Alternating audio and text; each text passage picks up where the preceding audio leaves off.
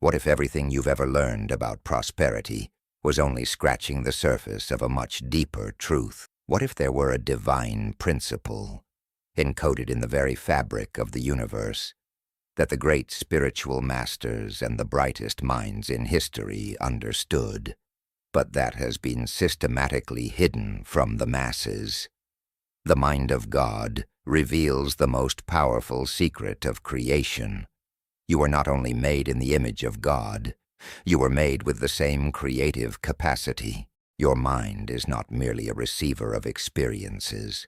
It is the divine transmitter that shapes your physical, emotional, and financial reality.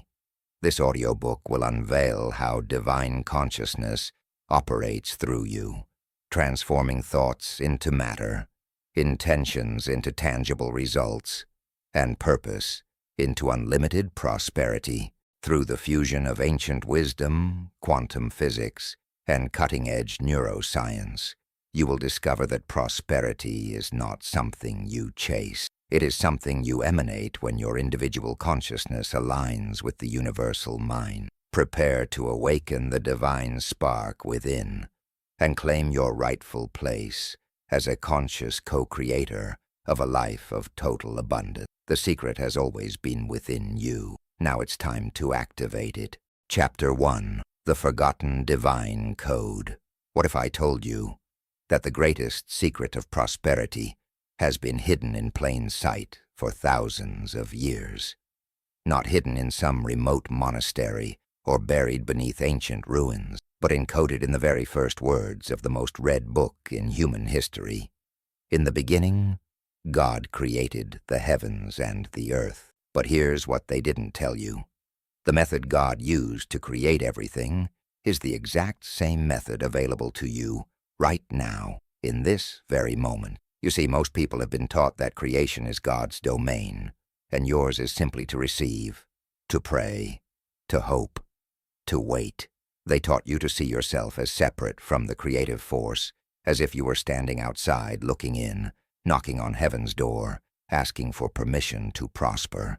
But that's not just incorrect. It's the greatest lie ever told, and it's kept billions of people in spiritual and financial poverty for generations. The truth that was systematically removed from mainstream teaching is this: you weren't just made by God.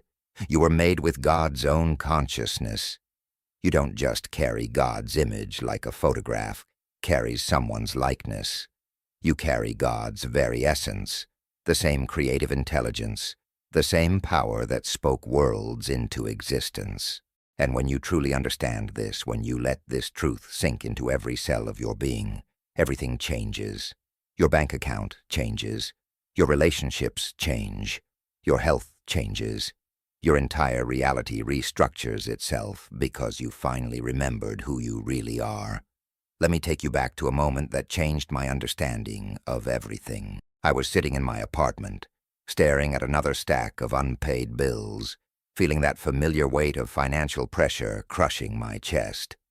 I had read all the books, done all the affirmations, visualized myself wealthy, and yet nothing was changing. I was exhausted from trying.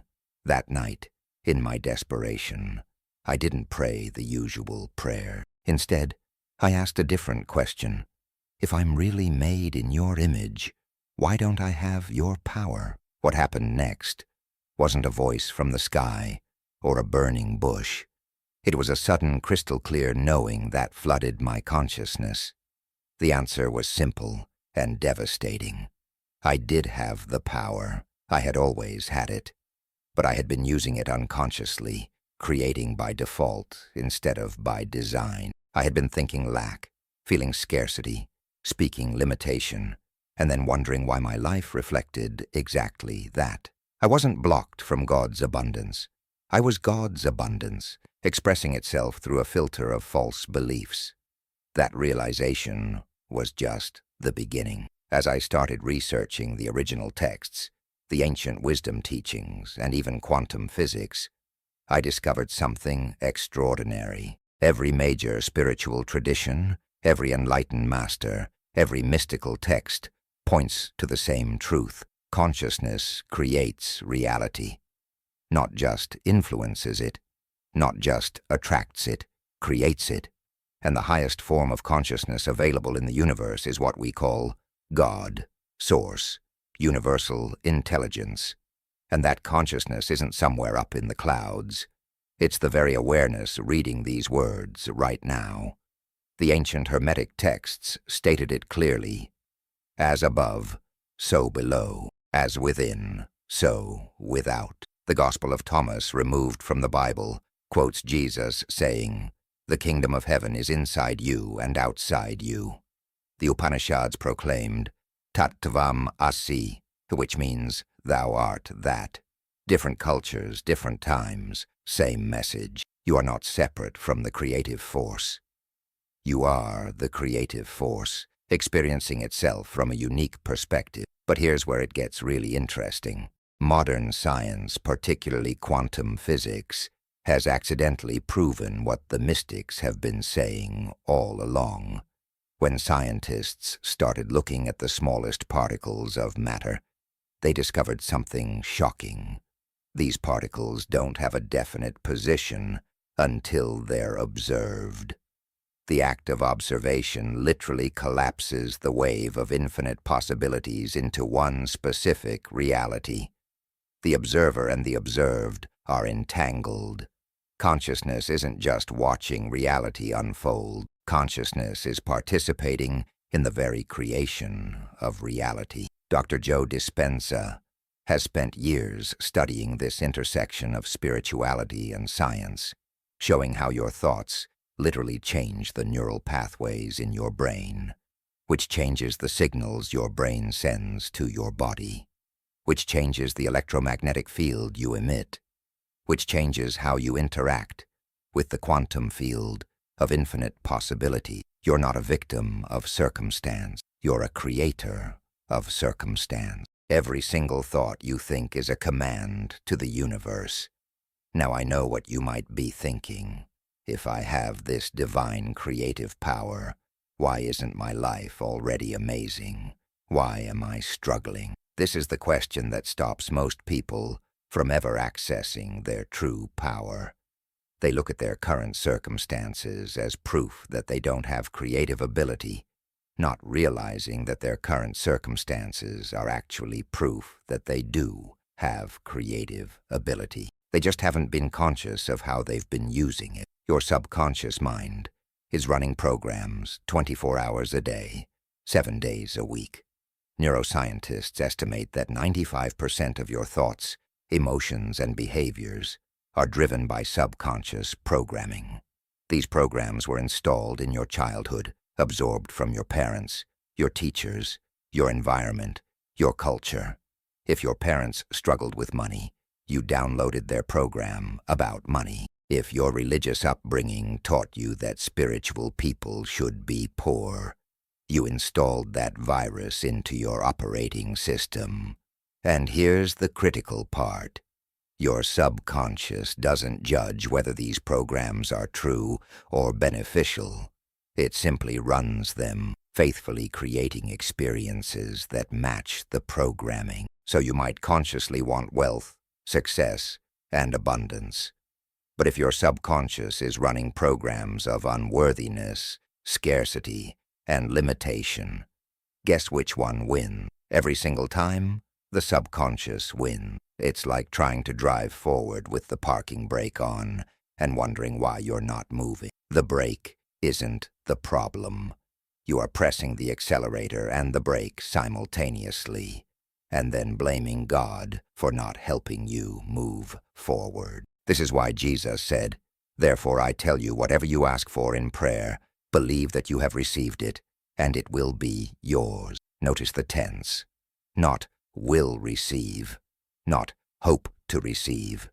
Have received, present tense, complete, done. This isn't positive thinking or wishful fantasy.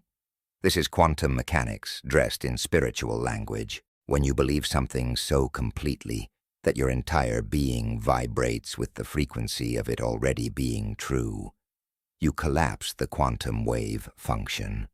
You pull that reality from the field of infinite possibilities into your experience dimension. But belief isn't just mental. This is where most manifestation teaching goes wrong.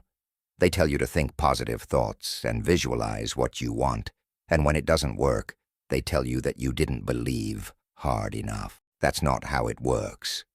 True belief is when your mind, your emotions, and your body are in complete alignment. It's when you don't just think, "I am prosperous," but you feel prosperous in your bones, and your actions naturally reflect prosperity consciousness. It's a state of being, not a state of doing. The Bible says, "Faith is the substance of things hoped for, the evidence of things not seen." Let's break this down because it's pure quantum physics. Faith is described as substance, not a feeling, not a hope. Substance. Faith is the actual material that forms reality. When you have true faith, you're literally providing the substance, the building blocks, for your desire to materialize. The evidence of things not seen means your faith makes invisible things become visible. You're not asking some external God to give you things. You're using God's own creative process, which you have full access to, because you are God in individual expression. This was the teaching that got Jesus into trouble. When he said, "I and the Father are one, and the Father is in me, and I am in the Father," he wasn't claiming to be special or different from everyone else. He was demonstrating a level of consciousness that every human being can achieve. He was showing what happens when a human fully awakens to their divine nature. And the establishment couldn't allow that teaching to spread, because if people realized they had divine creative power, they couldn't be controlled anymore. They couldn't be kept small, obedient, and dependent. So the teaching was altered. They made Jesus special, different, the only Son of God, so you would never dare to claim the same power. They inserted a middleman between you and Source. They taught you to beg instead of command, to hope instead of know, to wait for heaven instead of creating it here and now. And for 2,000 years, humanity has been locked in a prison of its own diminished self-concept, rattling the bars and calling it prayer. But the divine code was never truly lost. It couldn't be. Truth doesn't disappear just because people stop teaching it. It waits patiently in the quantum field, in the space between thoughts, in the silence beneath words, ready to be remembered by anyone willing to look beyond the veil of conditioning. And you're reading these words right now because some part of you, the deepest part, the part that has never forgotten, is ready to remember. You're ready to stop playing small. You're ready to stop pretending you're powerless. You're ready to access the mind of God that has been your mind all along. Think about this. Every single thing you see around you right now was once an invisible thought in someone's consciousness. The chair you're sitting on, the device you're reading this on, the building you're in, the clothes you're wearing. Everything started as formless consciousness before it became physical form. Consciousness shapes energy into matter. This isn't philosophy, this is physics. Einstein proved that energy and matter are interchangeable with his famous equation, E = mc2. What he discovered is that matter is just energy vibrating at a slower frequency. And what directs energy? Consciousness. Your consciousness. So when you think a thought, you're not just having a mental experience. You're sending out a specific electromagnetic signal into the quantum field. That field responds to your signal by organizing particles and energy to match your frequency. If you're broadcasting fear and lack, the field matches that frequency and sends you experiences of things to fear and lack. If you're broadcasting love and abundance, the field matches that frequency and sends you experiences of things to love and abundant resources. The field doesn't judge. It doesn't have preferences. It simply reflects back to you the vibrational signature you're emitting. Bob Proctor taught for decades that you don't get what you want, you get what you are. He understood that your results aren't determined by your desires, but by your identity. Who are you being? What frequency are you vibrating at? Are you being someone who worries about money, or someone who knows money flows effortlessly? Are you being someone who hopes things work out, or someone who expects miracles? Are you being someone waiting for permission to prosper, or someone who knows prosperity is your divine birthright? Here's a story that illustrates this perfectly. A woman came to one of my workshops drowning in debt, barely able to pay rent, working 3 jobs and still falling behind. She was exhausted and hopeless. When I asked her who she was being, she looked confused. She said, "I'm being someone trying really hard to get out of debt." And there it was. Her identity was tied to debt. She was a person in debt, trying to get out. As long as that was her identity, she would stay in debt because the universe was perfectly matching her in-debt frequency. We worked on shifting her identity. Not her actions, not her strategies, her identity. She started being someone who was financially free, even though the bills were still there. She started feeling the emotions of financial freedom, breathing it, walking it, talking. She made decisions from that identity, and within 3 months, completely unexpected opportunities appeared. A job offer with double her previous salary, an old debt that was forgiven, a side business idea that took off immediately. None of this was logical or predictable. It was pure quantum response to a shifted frequency. This is what I mean by the mind of God operating through you.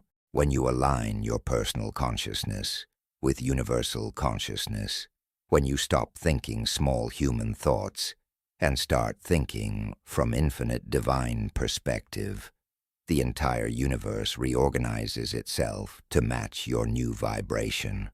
You're not manipulating reality. You're not forcing outcome. You're simply becoming a clear channel for divine prosperity to flow through. And prosperity is the natural state of the universe. Look at nature. Does a tree worry about whether it will have enough resources to grow? Does a flower concern itself with scarcity? Nature operates in perfect abundance because it's directly connected to source intelligence. It doesn't question. It doesn't doubt.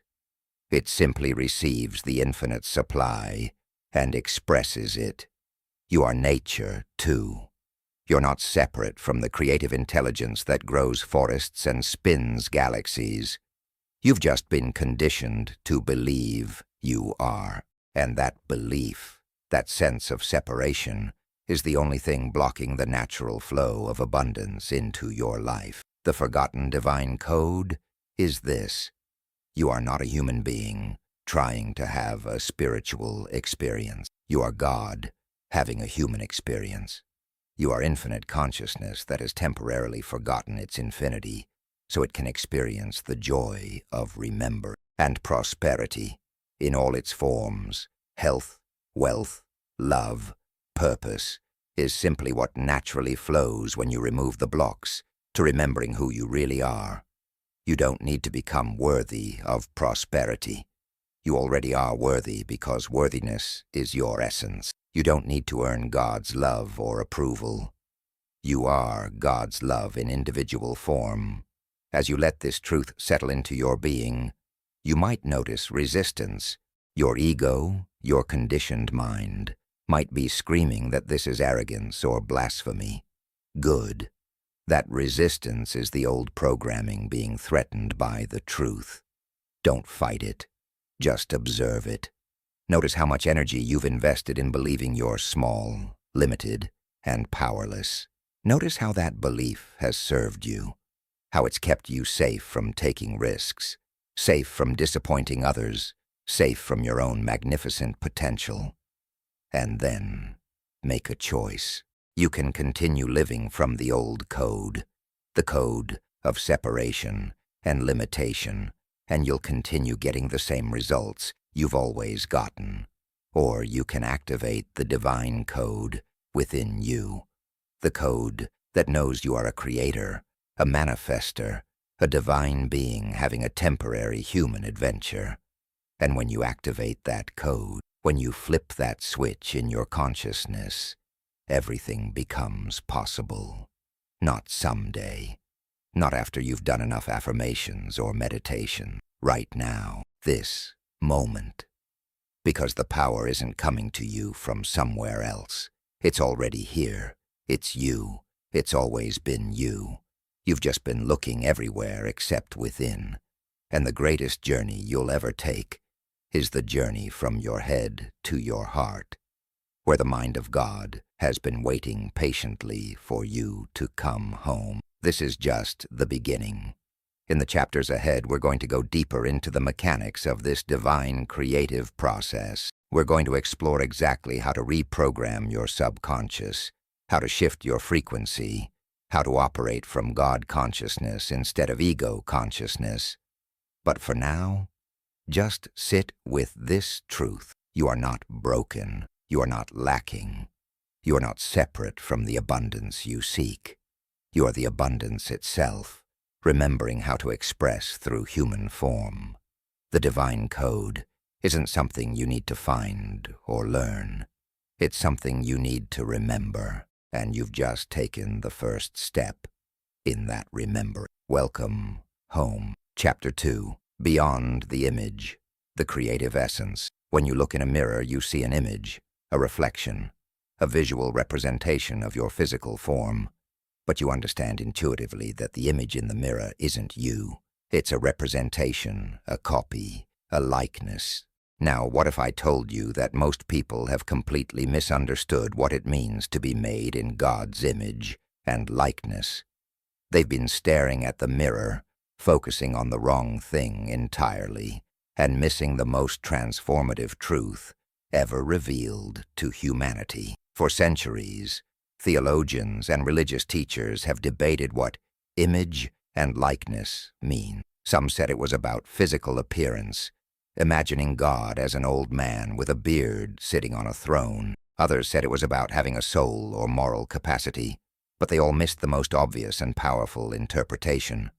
You are made in the image of God's creative ability, not God's appearance, not God's personality, God's function, God's power to create through consciousness alone. Think about what God actually does in the creation story. God doesn't build things with hands. God doesn't gather materials and construct the universe like a craftsman. God speaks, "Let there be light," and there is light. Consciousness conceives, consciousness declares, and consciousness manifests. That's the only tool God uses. Aware, intentional consciousness. And that exact same tool was given to you. Not a lesser version, not a limited edition, the full, complete, unlimited creative power of consciousness. This is why Jesus could say things that sound absolutely insane to the conditioned mind. You will do even greater things than these. Greater than walking on water. Greater than healing the sick. Greater than raising the dead. Yes, because once you understand that you're operating with the same creative essence as Source itself, there are literally no limits except the ones you accept in your consciousness. The miracles Jesus performed weren't violations of natural law. They were demonstrations of a higher law, the law of consciousness creating reality, and he explicitly stated that anyone who believes can do the same. But here's where it gets challenging. Belief isn't casual. It's not, "I think this might be true," or "I hope this works." Belief, in the way Jesus and all the great masters use the term, means an absolute knowing so complete that there's no space for doubt. It means your conscious mind and your subconscious mind are in perfect agreement. It means every cell in your body resonates with the truth of what you're declaring. That's real belief. That's the kind of faith that moves mountains. Let me share something that happened to me. that completely shifted my understanding of this. I was invited to speak at a conference, but I had a massive fear of public speaking.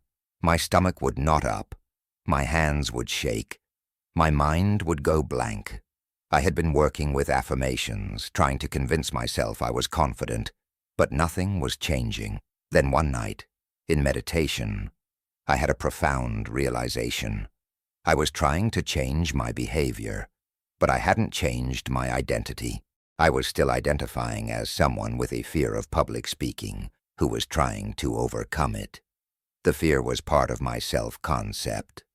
So I asked myself a different question. Who would I be if I was made in God's image regarding communication? And immediately I knew. God's communication creates worlds. God's words become reality. If I truly operated from that same creative essence, my words would carry creative power. Not because I'm special, but because that's the nature of consciousness when it's aligned with Source. I didn't try to stop being afraid. I completely shifted my identity. I stopped being someone who fears speaking and became someone whose words carry divine creative power. The change was instant, not gradual, instant, because identity isn't something you build over time. Identity is something you choose in a moment. The next time I spoke, there was no fear, not because I conquered it, but because the person who experienced that fear didn't exist anymore. A new consciousness had emerged, and that consciousness had no reference point for that particular fear. This is what it means to be made in God's creative essence. You're not trying to become something. You're choosing to remember what you already are, and then letting your experience reflect that remembering. God doesn't try to create. God simply is creation happening. When you align with your true nature, you stop trying to make things happen, and you start allowing things to happen through you. The struggle ends. The effort ends.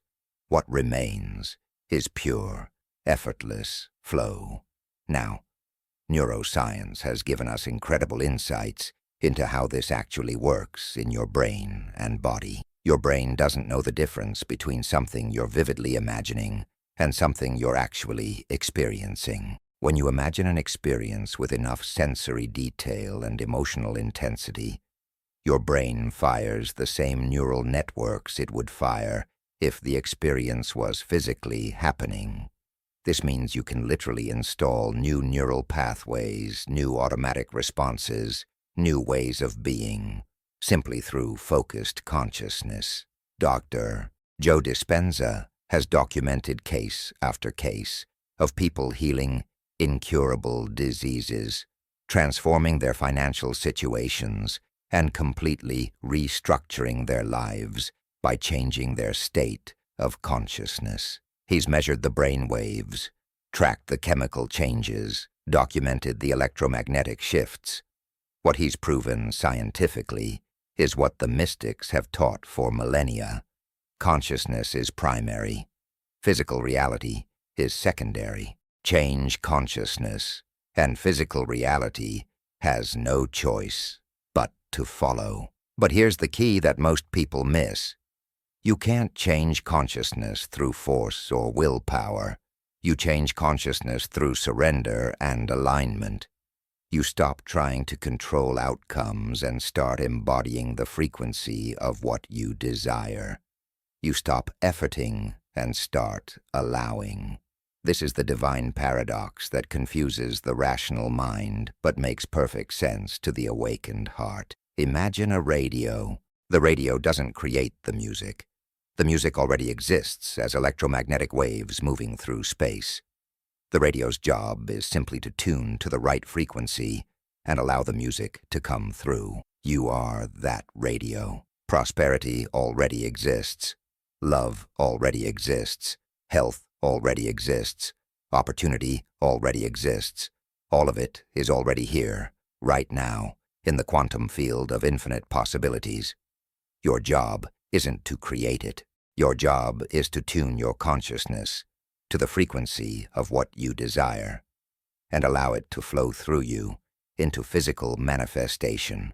When God said, "Let there be light," God wasn't manufacturing light from nothing. God was tuning consciousness to the frequency of light and allowing light to emerge from the field of infinite potential. The exact same process is available to you when you declare, "Let there be abundance in my life." You're not wishing or hoping. You're tuning your consciousness to abundance frequency and allowing the quantum field to reorganize itself around that frequency. This is how creation works. This is how it's always worked. And yes, this is exactly the same power that created galaxies. The reason this seems hard to believe is because you've been conditioned to see yourself as small. From the moment you were born, you absorbed messages about your limitations. Be realistic. Don't get your hopes up. That's impossible. People like us don't do that. Every single one of those messages was installing a program in your subconscious that limits your creative power. Not because the programs are true, but because you believe them, and your consciousness creates according to your beliefs. Here's something most people never consider. A belief is just a thought you keep thinking. That's all it is. You think a thought repeatedly until it becomes so familiar that you accept it as truth, and then it becomes a belief. But beliefs aren't facts. They're just agreements you've made with yourself about what's possible and what's not. And here's the liberating truth. Any belief you've installed, you can uninstall. Any program you've been running, you can delete and replace. Your consciousness is infinitely programmable, and you hold the master code. The Bible says, "Be transformed by the renewing of your mind." Renewing doesn't mean repairing or improving. Renewing means making new, completely new. You're not fixing your old mind. You're installing an entirely new operating system, one that runs on truth instead of conditioning, on infinite possibility instead of learned limitation. And the moment you do this, the moment you genuinely shift from limitation consciousness to divine creative consciousness, your external world begins to shift immediately. I watched this happen with a client who came to me completely broke. He had been in business for 15 years and was about to file bankruptcy. Every strategy he tried failed. Every opportunity collapsed. He was exhausted and hopeless. When I asked him to tell me about his earliest money memory, he described watching his father lose everything in a business failure when he was 7 years old. He remembered his mother crying, remembered the fear in the house, remembered the shame his father carried. That memory became his subconscious program. Business, loss, and pain. His conscious mind wanted success, but his subconscious was running a program that associated business with catastrophic failure. No amount of strategy or effort could override that program. We didn't work on business tactics. We worked on reprogramming his subconscious. We installed a new belief. I am the creative essence of God, and everything I touch prospers. At first it felt fake to him. His mind resisted, but I had him repeat this truth. Feel it, breathe it, embody it, not as someone trying to convince himself, but as someone remembering what had always been true. Within 2 weeks, a competitor offered to buy him out for enough to clear all his debts. Within a month, a completely unexpected business opportunity appeared. Within 6 months, he had tripled his previous best year. Nothing external had changed. His industry was the same. The economy was the same. The only thing that changed was his consciousness, and reality reorganized itself to match. This is what I mean by being made in God's creative essence. You're not asking God to create things for you. You are God creating through the vehicle of your individual consciousness. The Christ spoke through Jesus. The Buddha spoke through Siddhartha. Krishna spoke through Arjuna. The same divine consciousness that spoke through all the masters is speaking through you right now. The only question is, are you listening? Are you allowing it? Or are you drowning it out with fear, doubt, and conditioned thinking? When you truly grasp that you carry the same creative essence as Source, everything you thought you knew about manifestation changes. You stop begging. You stop bargaining. You stop waiting for permission. You start declaring. You start knowing. You start embodying the frequency of what you desire so completely that it has no choice but to appear in your physical experience. This isn't arrogance. This is remembering your true nature. The great Sufi mystic Rumi said, "You are not a drop in the ocean. You are the entire ocean in a drop. You're not a tiny separate being disconnected from divine power. You're the full expression of infinite consciousness experiencing itself through a unique perspective. Every quality that God has, you have. Every power that Source wields, you wield. The only difference is awareness. God operates from full conscious awareness of its creative power. Most humans operate from unconscious habit and conditioned limitation. But you're reading these words right now because you're waking up. Some part of you recognizes this truth. Some part of you has always known you were more than this limited story you've been living. And that knowing, that recognition, is the beginning of your transformation. You don't need to figure out how to access your divine creative essence. You just need to stop blocking it with false beliefs and limiting identities. Think about a river. The river doesn't try to flow. Flow is its nature. But if you put boulders in the river, the flow gets blocked and diverted. Your divine creative essence is the river. It's constantly flowing, constantly creating, constantly manifesting. The boulders are your limiting beliefs, your fears, your doubts, your unconscious programs. Remove the boulders, and the river flows naturally. You don't make it flow. You allow it to flow. This is why Jesus taught that you must become like little children to enter the kingdom of heaven. Children don't carry limiting beliefs about what's possible. They imagine something and immediately believe it could happen. They don't have years of conditioning telling them what they can't do. They operate from pure creative consciousness. And yes, that same consciousness is still within you, buried under layers of conditioning, but absolutely intact and ready to emerge the moment you give it permission. I want you to consider something radical right now. What if everything you've been taught about your limitations is a lie? What if the financial struggle, the relationship problems, the health issues, the lack of opportunity, what if all of it exists only because you're operating from a false identity? What if the real you, the you made in God's creative essence, has zero limitations? What if prosperity, love, health, and joy are your natural state, and struggle only exists when you've forgotten who you really are? This isn't positive thinking. This isn't denying problems. This is recognizing that problems exist in consciousness before they exist in physical form, which means they can be dissolved in consciousness before you ever have to deal with them physically.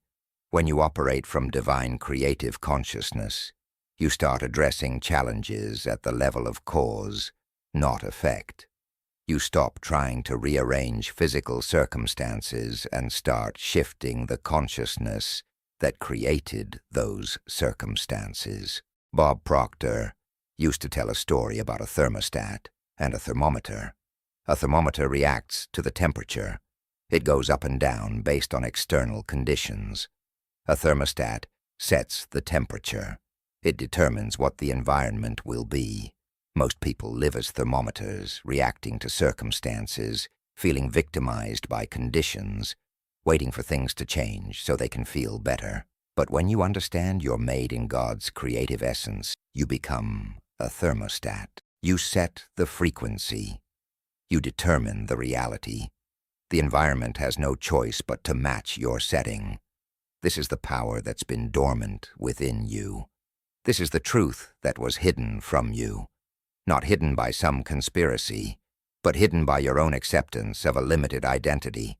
You've been playing small, not because you are small, but because you believed you were small. And the moment you stop believing that lie, the moment you recognize yourself as the creative essence of God in individual expression, everything shifts. The universe doesn't change. Your perception of it changes. And perception is everything. Quantum physics has proven that the observer affects the observed. Your consciousness isn't separate from what you're experiencing. Your consciousness is creating what you're experiencing moment by moment. This means you're never stuck. You're never trapped. You're never without power. In every single moment, you have the ability to choose a different thought, feel a different emotion, embody a different frequency, and watch reality respond instantly. The ancient Hermetic principle states, as within, so without. As above, so below. What exists in your consciousness must manifest in your experience. There is no exception to this law. If you hold poverty consciousness, you will experience poverty regardless of how hard you work. If you hold abundance consciousness, you will experience abundance regardless of current circumstances. Your outer world is always a perfect reflection of your inner world. So the question isn't how to change your circumstances. The question is, what consciousness are you holding? What identity are you embodying? Are you being someone who struggles or someone who flows? Are you being someone who lacks or someone who overflows? Are you being a limited human trying to survive, or the creative essence of God experiencing human form? Your answer to these questions determines everything. Here's what I need you to understand deeply. You're not trying to become divine. You already are divine. You're not trying to access creative power. You already have creative power. You're not trying to deserve prosperity. Prosperity is your birthright because you're made of the same consciousness that creates universes. The only thing standing between you and the full expression of your divine nature is your belief that you're something other than that. Right now, in this moment, you have a choice. You can continue identifying with the limited self, the conditioned self, the fearful self, and you'll continue getting the results that come from that identity. Or you can choose to identify with your true nature, the creative essence that flows through you, the divine consciousness that is you, and you'll begin experiencing the reality that comes from that identity. This isn't complicated. It's actually the simplest thing in the world. You're just choosing which self to believe in. As we move forward in this journey, we're going to explore exactly how to make this shift permanent, how to reprogram the subconscious patterns that have been running your life, how to tune your frequency to abundance, how to become a clear channel for divine prosperity. But it all starts here. With this recognition, you are not made in God's image, like a painting is made in the image of what it depicts. You are made in God's creative essence, carrying the same power, the same intelligence, the same unlimited potential, not as metaphor, as literal truth. And when you finally truly accept this truth, your life becomes the evidence of it. Not someday, starting right now. Chapter 3. The Physics of Divine Consciousness. What if I told you that the greatest scientific discovery of the last century proves exactly what mystics have been saying for thousands of years? That consciousness and matter aren't separate things, but rather two aspects of the same reality. That the universe isn't a dead machine you're trapped inside, but a living, responsive field that reorganizes itself based on your awareness. This isn't spiritual philosophy anymore. This is documented, peer-reviewed, Nobel Prize-winning science. And once you understand the physics of how consciousness creates reality, you'll never see yourself or your life the same way again. In the early 20th century, physicists were studying the smallest particles of matter, trying to understand the building blocks of reality. What they discovered shocked the scientific community and challenged every assumption about how the universe works. They found that at the quantum level, particles don't exist in a definite state until they're observed. Before observation, they exist as waves of probability, infinite possibilities simultaneously present. The moment a conscious observer looks at them, the wave function collapses and one specific reality manifests. Let that sink in for a moment. Particles, the very stuff that makes up your body, this room, everything you can see and touch, don't have a definite form until consciousness observes them. This means consciousness isn't just experiencing reality. Consciousness is literally participating in the creation of reality at every moment. You're not watching a movie. You're directing it, producing it, and starring in it simultaneously. And you've been doing this your entire life, mostly unconsciously. This is what the great physicist Werner Heisenberg meant when he said, "What we observe is not nature itself, but nature exposed to our method of questioning." You're not discovering a pre-existing reality. You're actualizing one possible reality out of infinite potential realities through the act of observation. Every time you focus your attention, every time you think a thought, every time you feel an emotion, you're collapsing quantum possibilities into specific experiences. Now here's where it gets really powerful. If observation affects the quantum field, then focused, intentional, emotionally charged observation affects it exponentially more. This is why affirmations alone don't work. You can repeat, "I am wealthy," 10,000 times. But if you're observing your bank account with the emotion of fear, if you're feeling the reality of lack, you're collapsing the quantum field into more lack. It's not about the words you say. It's about the frequency you're broadcasting into the field through your combined thought and emotion. The quantum field responds to vibration, to frequency, to the electromagnetic signature you're emitting. And what creates your electromagnetic signature? Your thoughts combined with your emotions. A thought without emotion is weak. An emotion without directed thought is chaotic. But when you combine clear thought with powerful emotion, you create a coherent electromagnetic signal that the quantum field must respond to. This is the science behind manifestation. This is why Jesus said, "Whatever you ask for in prayer, believe that you have received it." Belief isn't just mental. It's the emotional conviction that generates the powerful signal. Dr. Joe Dispenza has measured this in his workshops. When people enter deep meditative states and combine elevated emotions like gratitude, love, and joy with clear intentions, their electromagnetic fields become measurably stronger and more coherent. And within those coherent fields, synchronicities happen, healings occur, opportunities appear. It's not magic, it's physics. They're literally broadcasting a signal that the quantum field responds to by delivering matching experiences. Think about a television. Thousands of channels are broadcasting simultaneously, but your TV only shows the channel you're tuned to. All those other channels still exist, still broadcasting, but you don't see them because your TV isn't on their frequency. The quantum field is exactly the same. Infinite realities exist simultaneously as potential. The reality you experience is determined by what frequency you're tuned to.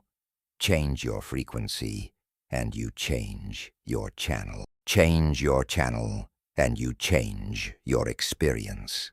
This is why two people can be in the exact same circumstance and have completely different experiences. One person loses a job and falls into depression, seeing it as proof of failure. Another person loses the same job and feels liberated, seeing it as an opportunity for something better. Same circumstance, different frequencies, different outcome. The person who collapses into fear and defeat will observe, through that filter, more things to fear and more experiences of defeat.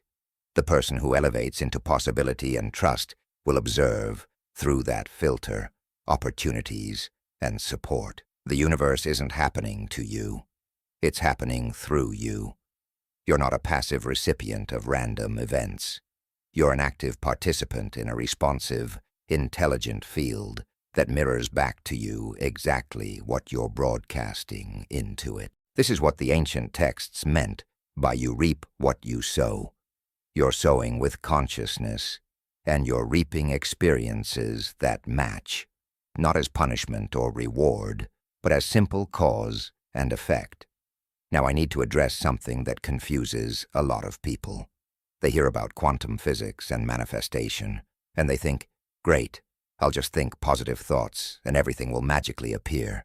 Then when it doesn't work, they conclude that either they're doing it wrong or the whole thing is nonsense. The missing piece they don't understand is coherence. Your conscious mind might want abundance, but if your subconscious is running programs of unworthiness, if your body is holding stress and contraction, if your emotions are broadcasting fear and doubt, you're not coherent. You're sending mixed signal, and the quantum field responds to your dominant frequency, not your wishful thinking. This is why transformation requires work at multiple levels simultaneously. You can't just change your thoughts. You have to change your emotional state. You have to release the trauma and conditioning stored in your body. You have to reprogram your subconscious beliefs. When all levels of your being are aligned, when your thoughts, emotions, and body are broadcasting the same coherent signal, that's when the quantum field responds powerfully and rapidly. Let me share a personal experience that made this crystal clear to me. I was working on manifesting a specific financial goal. I was visualizing it, affirming it, doing all the techniques, and nothing was happening. I was getting frustrated, which of course made things worse because now I was broadcasting frustration. One day, I sat down and got brutally honest with myself. I asked, what do I really believe about money? And up came all this unconscious programming. Money is hard to make. Rich people are greedy. I'll have to sacrifice my integrity to be wealthy. If I have money, people will expect things from me. I consciously wanted money, but unconsciously I was terrified of it and believed it would cost me my soul. No amount of visualization could override that. So I had to go deeper. I had to find where those beliefs came from, feel the emotions attached to them, and consciously release them. I had to install new beliefs. Money is energy that flows easily to me. Wealth allows me to serve more people. I can be prosperous and maintain complete integrity as I did this work, as I created coherence between my conscious desires and my subconscious programming. Things started shifting, not because I tried harder, but because I removed the interference. This is quantum physics in action. The field was always ready to deliver. I was the one blocking the delivery with my incoherent signal. The moment I became coherent, the moment all parts of me were broadcasting the same frequency, the manifestation happened naturally. Within 3 weeks, opportunities appeared that brought in exactly what I had been trying to manifest for months. The field hadn't changed. I had changed. My frequency had changed, and the field responded. Here's another crucial principle from quantum physics. Entanglement. When two particles interact, they become entangled, meaning they remain connected regardless of distance. When you observe one, it instantly affects the other, even if they're on opposite sides of the universe. Einstein called this spooky action at a distance, but it's been proven repeatedly. And here's what this means for you. You're entangled with everything you've ever given your attention to. Your past experiences, your future possibility, the people you think about, the outcomes you focus on. You're not separate from any of it. You're in constant quantum communication with all of it. This is why when you change your relationship to your past literally changes, not the facts of what happened, but the meaning and impact of what happened. You can go back in consciousness, revisit a painful memory, and choose a different emotional response. When you do this genuinely, you're not just changing your memory, you're changing the quantum information, the vibrational signature that event has been holding in your field. And when you change that, you change how it influences your present and future. I worked with a woman who had been carrying rage toward her father for 40 years. That rage was running her life, affecting her relationships, her health, her finances. She couldn't trust men, couldn't receive love, couldn't allow prosperity, because in her subconscious, men were dangerous and receiving meant being vulnerable to hurt. We didn't try to forgive her father through willpower. We went into the quantum field, into the energetic imprint of those childhood experiences, and she consciously chose to see them differently, not to excuse what happened, but to release the charge, to extract the lesson, and to reclaim her power. The shift was immediate and physical. She felt lighter, her voice changed, her posture changed, and within days, 3 men who owed her money from old business deals suddenly paid her back without being asked. A romantic interest appeared. She got offered a promotion. The quantum field had been holding all these blessings in potential, waiting for her to change her frequency, waiting for her to release the interference. The moment she did, everything that was trying to reach her could finally come through. This is the power of understanding how consciousness interacts with the quantum field.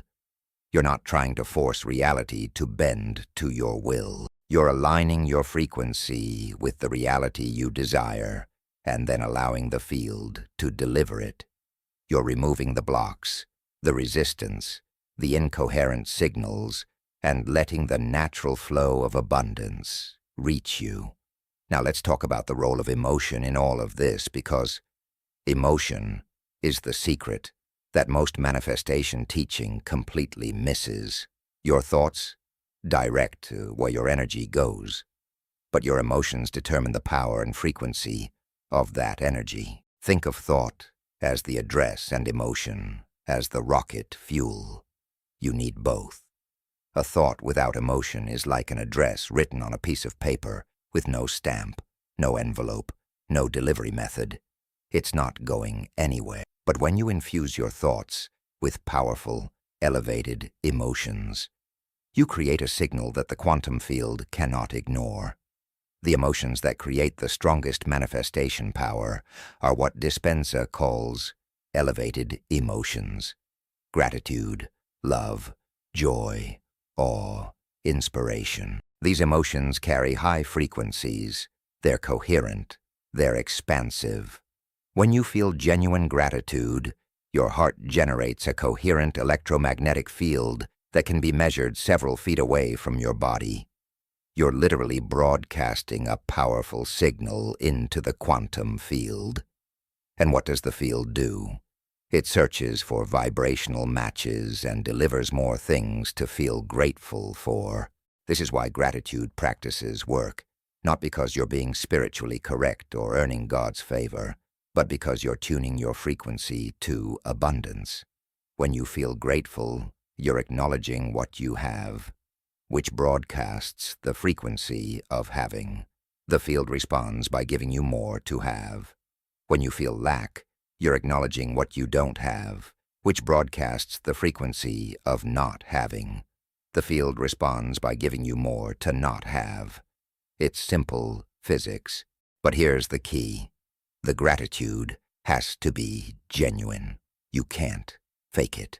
The quantum field responds to your true electromagnetic signature, not your words or actions.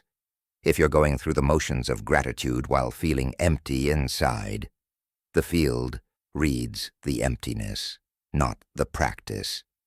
This is why I always tell people, if you can't feel genuine gratitude for what you have now, start smaller. Find something, anything you can genuinely appreciate.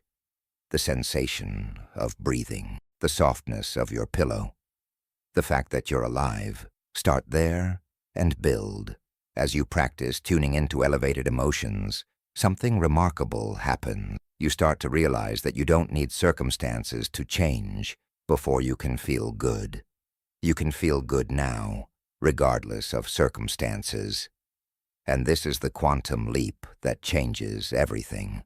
Most people are waiting to feel abundant after they receive abundance. But quantum physics proves that you must feel abundant before you can receive abundance. The feeling creates the frequency.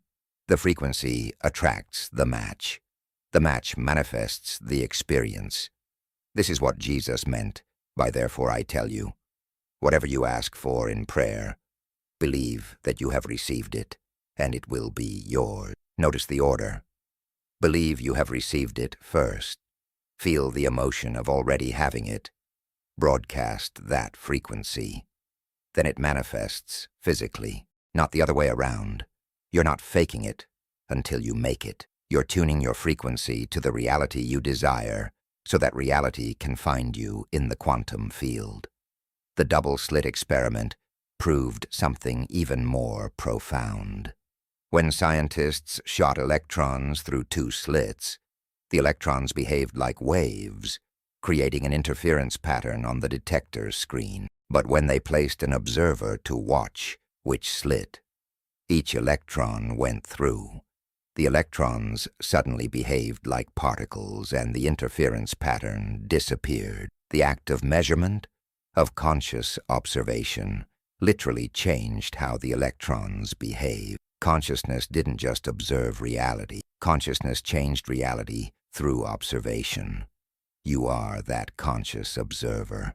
Every moment, you're choosing what to observe, how to observe it, and what meaning to assign to what you observe. And those choices are creating your reality at the quantum level. When you observe your life through the lens of limitation, you collapse quantum possibilities into experiences of limitation. When you observe your life through the lens of infinite potential, you collapse quantum possibilities into experiences of expansion and abundance. This is why your focus is so crucial. Where your attention goes, energy flows. What you focus on expands, not because focus magically creates things, but because focus directs quantum collapse.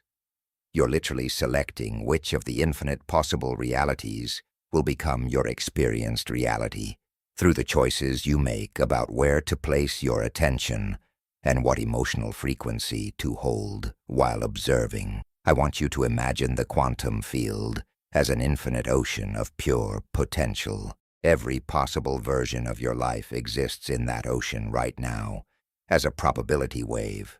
The version where you're wealthy, the version where you're broke, the version where you're healthy, the version where you're sick, the version where you're in love, the version where you're alone. All of them exist simultaneously as potential. Which one becomes your reality? The one you observe with the most focused attention and emotional intensity. The one you're most coherently aligned with. This means you're never stuck. You're never trapped in an unchangeable reality. In every moment, you have access to infinite possible versions of your life, and you're choosing which one to actualize through your consciousness. This is the most empowering truth you'll ever encounter. Nothing is fixed. Nothing is permanent. Everything is fluid, responsive, and changeable through the power of your focused, emotionally charged consciousness. But here's what requires tremendous honesty and responsibility. If you're creating your reality through observation, then you must take ownership of what you've been observing. You can't blame your circumstances on bad luck, other people, the economy, or God's will. Those might be factors, but they're not the cause. The cause is always consciousness. Your consciousness, your habitual patterns of thought, your dominant emotional states, your subconscious programming running in the background. This doesn't mean you caused every challenge you face. Life happens. We live in a collective reality with other conscious creators. But it does mean you always have the power to choose how you respond, what you focus on, what meaning you assign, and what frequency you broadcast. And those choices determine what you experience next. This is the freedom that comes with understanding quantum physics. You're not a victim, you're a creator. And that truth is simultaneously terrifying and liberating. The question isn't whether you're creating your reality. You are. You always have been. The question is whether you're doing it consciously or unconsciously. Most people are on autopilot, running the same thoughts, feeling the same emotions, taking the same actions, and wondering why they keep getting the same results.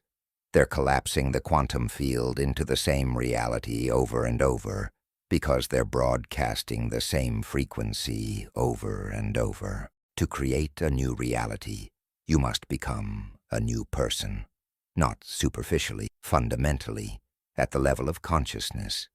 This is where science and spirituality become one. The ancient mystics said, "As a man thinketh in his heart, so is he."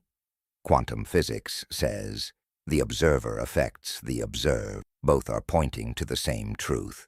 Consciousness is primary. Physical reality is secondary. Change consciousness and physical reality must follow. Not might follow, must follow. It's law. It's physics. It's how the universe works.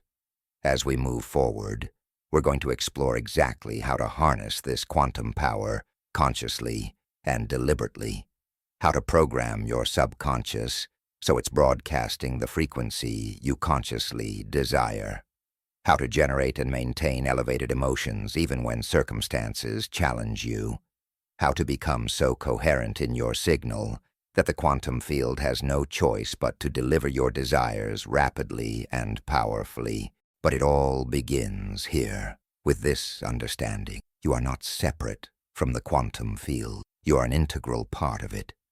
You're a localized point of consciousness within an infinite field of consciousness. And when you consciously direct your attention, your thoughts, and your emotions, you're wielding the most powerful creative force in the universe.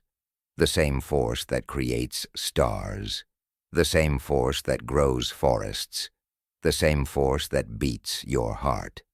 That force is consciousness, and that consciousness is you. Chapter 4. The Inner Temple, Reprogramming the Subconscious. Your subconscious mind is the most sacred space you'll ever encounter. It's the inner temple where the divine operates through you, where intentions become commands, where possibilities collapse into realities. But here's what most people don't realize. Your temple has been invaded. It's been occupied by programs that don't serve you, beliefs that aren't even yours, and patterns that were installed before you could consciously choose them. And every single day, these unconscious programs are creating your reality, while you wonder why your conscious desires aren't manifesting. Neuroscience tells us that 95% of your life is controlled by subconscious programming. 95%. That means only 5% of your day is run by your conscious mind, your willpower, your intention. The other 95% is automatic, habitual, programmed. Your subconscious is running the show, making decisions, filtering information, and creating experiences based on programs that were mostly installed between birth and age 7, before you had the capacity to question them. Think about what this means. The beliefs you hold about money, success, relationships, your own worthiness. Most of them came from watching your parents, listening to teachers, absorbing cultural messages, experiencing childhood emotions. A child's brain operates primarily in theta wave state, which is essentially a hypnotic state, absorbing everything without filters. If your parents struggled with money, and you heard money doesn't grow on trees and we can't afford that repeatedly, those statements didn't just pass through your awareness. They were installed directly into your subconscious as truth, and now, decades later, those programs are still running, still creating financial struggle, and you have no idea why your affirmations aren't working. This is why Jesus said, "You must become like a little child to enter the kingdom of heaven." Not because children are innocent or naive, but because children's minds are in that open, receptive, programmable state. To reprogram your subconscious, you need to access that same state again. You need to return to the inner temple with conscious awareness and install new programs deliberately, programs that actually serve your highest good.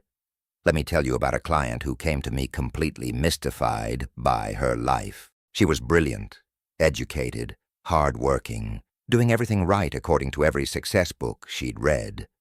But she kept getting passed over for promotions, relationships would get close and then fall apart, and money would come in and immediately go out.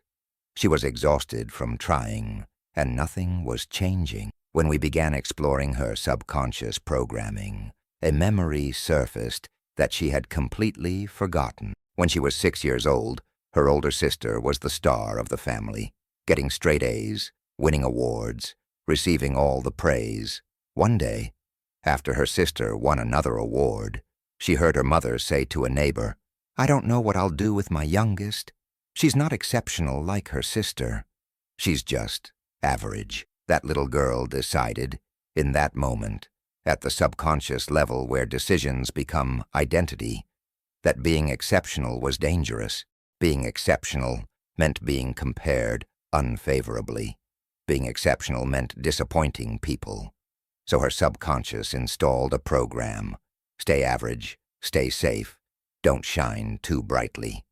For 30 years, that program ran her life. Every time she got close to exceptional success, her subconscious would sabotage it to keep her safe within the boundaries of average. She wasn't consciously choosing this. She didn't even remember the originating event, but the program was running perfectly, doing exactly what it was designed to do: protect her from the pain of comparison by keeping her mediocre. Once we identified the program and consciously reprogrammed it, everything changed within months. The promotions came, the relationship stabilized, the money stayed. Not because the external world changed, but because she stopped unconsciously blocking her own success. Your subconscious is incredibly powerful, and it's incredibly loyal. It will do exactly what it's programmed to do, whether that serves you or not. It doesn't judge. It doesn't question. It simply executes the programs. If you programmed it with lack, it creates lack. If you programmed it with abundance, it creates abundance. The subconscious doesn't care about your conscious desires. It only cares about running its programs and keeping you consistent with your identity. This is why willpower doesn't work for lasting change. Willpower is your conscious mind trying to override your subconscious programming, and your conscious mind, operating at 5% capacity, is no match for your subconscious operating at 95%. It's like trying to steer an ocean liner with a canoe paddle. You might make some temporary progress, but the moment you relax, the subconscious takes over again, and you're right back where you started. This is why diets fail, why New Year's resolutions collapse, why you can't seem to maintain positive changes. You're fighting against your own programming. The solution isn't to fight harder. The solution is to change the programming. And here's the beautiful truth. Your subconscious is programmable at any age. The same theta state that installed the original programs is accessible to you through meditation, deep relaxation, hypnosis, and specific reprogramming techniques. You can literally delete old programs and install new ones. You can cleanse your inner temple and install divine programs of prosperity, worthiness, and limitless possibility. Bruce Lipton, the cellular biologist, discovered something revolutionary. He found that your beliefs, held in your subconscious, control your biology at the cellular level. Your cells have receptors that receive signals from your brain, and those signals are determined by your beliefs. If you believe you're sick, your cells receive signals that create sickness. If you believe you're healthy and vibrant, your cells receive signals that create health and vitality. You're not just thinking thoughts. You're sending biochemical commands throughout your entire body based on your subconscious programming. This means that reprogramming your subconscious isn't just about manifestation and success. It's about healing, about vitality, about literally changing your biology. When you change your beliefs about what's possible for your body, your cells respond. People have healed from terminal illnesses by changing their subconscious programming, not through positive thinking, but through deep, fundamental shifts in their identity and beliefs at the subconscious level. So how do you actually reprogram the subconscious? The first step is awareness. You must become conscious of the unconscious programs running your life. This requires honest self-examination. Look at your results. Your life right now is a perfect printout of your subconscious programming. If you're struggling financially, you have poverty programming. If you're alone, you have unworthiness or fear of intimacy programming. If you're sick, you have some belief that illness serves you in some way. Your results never lie. They're showing you exactly what's programmed in your subconscious. This isn't about blame or shame. This is about awareness. You can't change what you can't see. Once you identify the program, you can trace it back to its origin. When did you first learn this belief? Where did it come from? What was the emotional experience that installed it? You don't need therapy for years to do this. You just need to ask your subconscious to show you and then be willing to see the truth. I had a powerful experience with this process myself. I had a pattern of starting businesses with great enthusiasm and then sabotaging them right before they became successful. This happened 3 times before I got honest about the pattern. I sat in meditation and asked, "What am I afraid of?" The answer came immediately. Visibility. If I became successful, I would be visible. If I was visible, I would be criticized. If I was criticized, I would be destroyed. That belief made no logical sense to my adult mind, but to my subconscious, it was absolute truth. I went deeper, and a memory surfaced. I was 8 years old, standing in front of my class giving a presentation. I was excited, prepared, confident. Halfway through, I made a mistake and the class laughed. The teacher didn't defend me. I felt humiliated, exposed, destroyed. In that moment, my 8-year-old consciousness made a decision. Being visible is dangerous. Success means being seen. Being seen means being humiliated. Better to stay small and safe. For 20 years, that program ran my life. Every time I got close to real success, the subconscious would trigger sabotage because success meant visibility, and visibility meant danger. Once I saw the program clearly, once I understood it was an 8-year-old's decision trying to protect me, I could consciously release it. I could thank it for trying to keep me safe and then install a new program. Visibility is power. Being seen allows me to serve more people. Success is safe and natural. The change was immediate. The next business I started went from 0 to 6 figures in 8 months, with no sabotage. The key to reprogramming is accessing the theta brainwave state, which is the state your brain naturally enters right before sleep and right after waking. This is why I designed this audiobook, to be listened to before sleep. Your conscious mind is relaxing.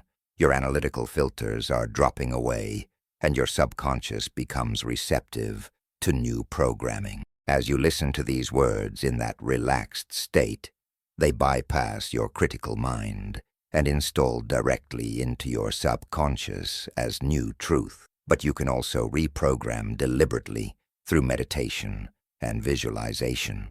When you enter a deep meditative state, your brain waves slow down from beta to alpha to theta. In theta, you have direct access to your subconscious. This is where you can consciously install new beliefs, new identities, new program. You don't do this through force or repetition. You do this through feeling. You create a vivid sensory experience of your desired reality, so complete that your subconscious accepts it as real. Your subconscious doesn't know the difference between a real experience and a vividly imagined one. This has been proven repeatedly in neuroscience labs. When you imagine something with full sensory detail and emotional intensity, your brain fires the same neural pathways it would fire if the experience was actually happening. You're literally creating new neural networks, new highways in your brain, new automatic responses. Do this enough times with enough intensity, and the new program becomes your default.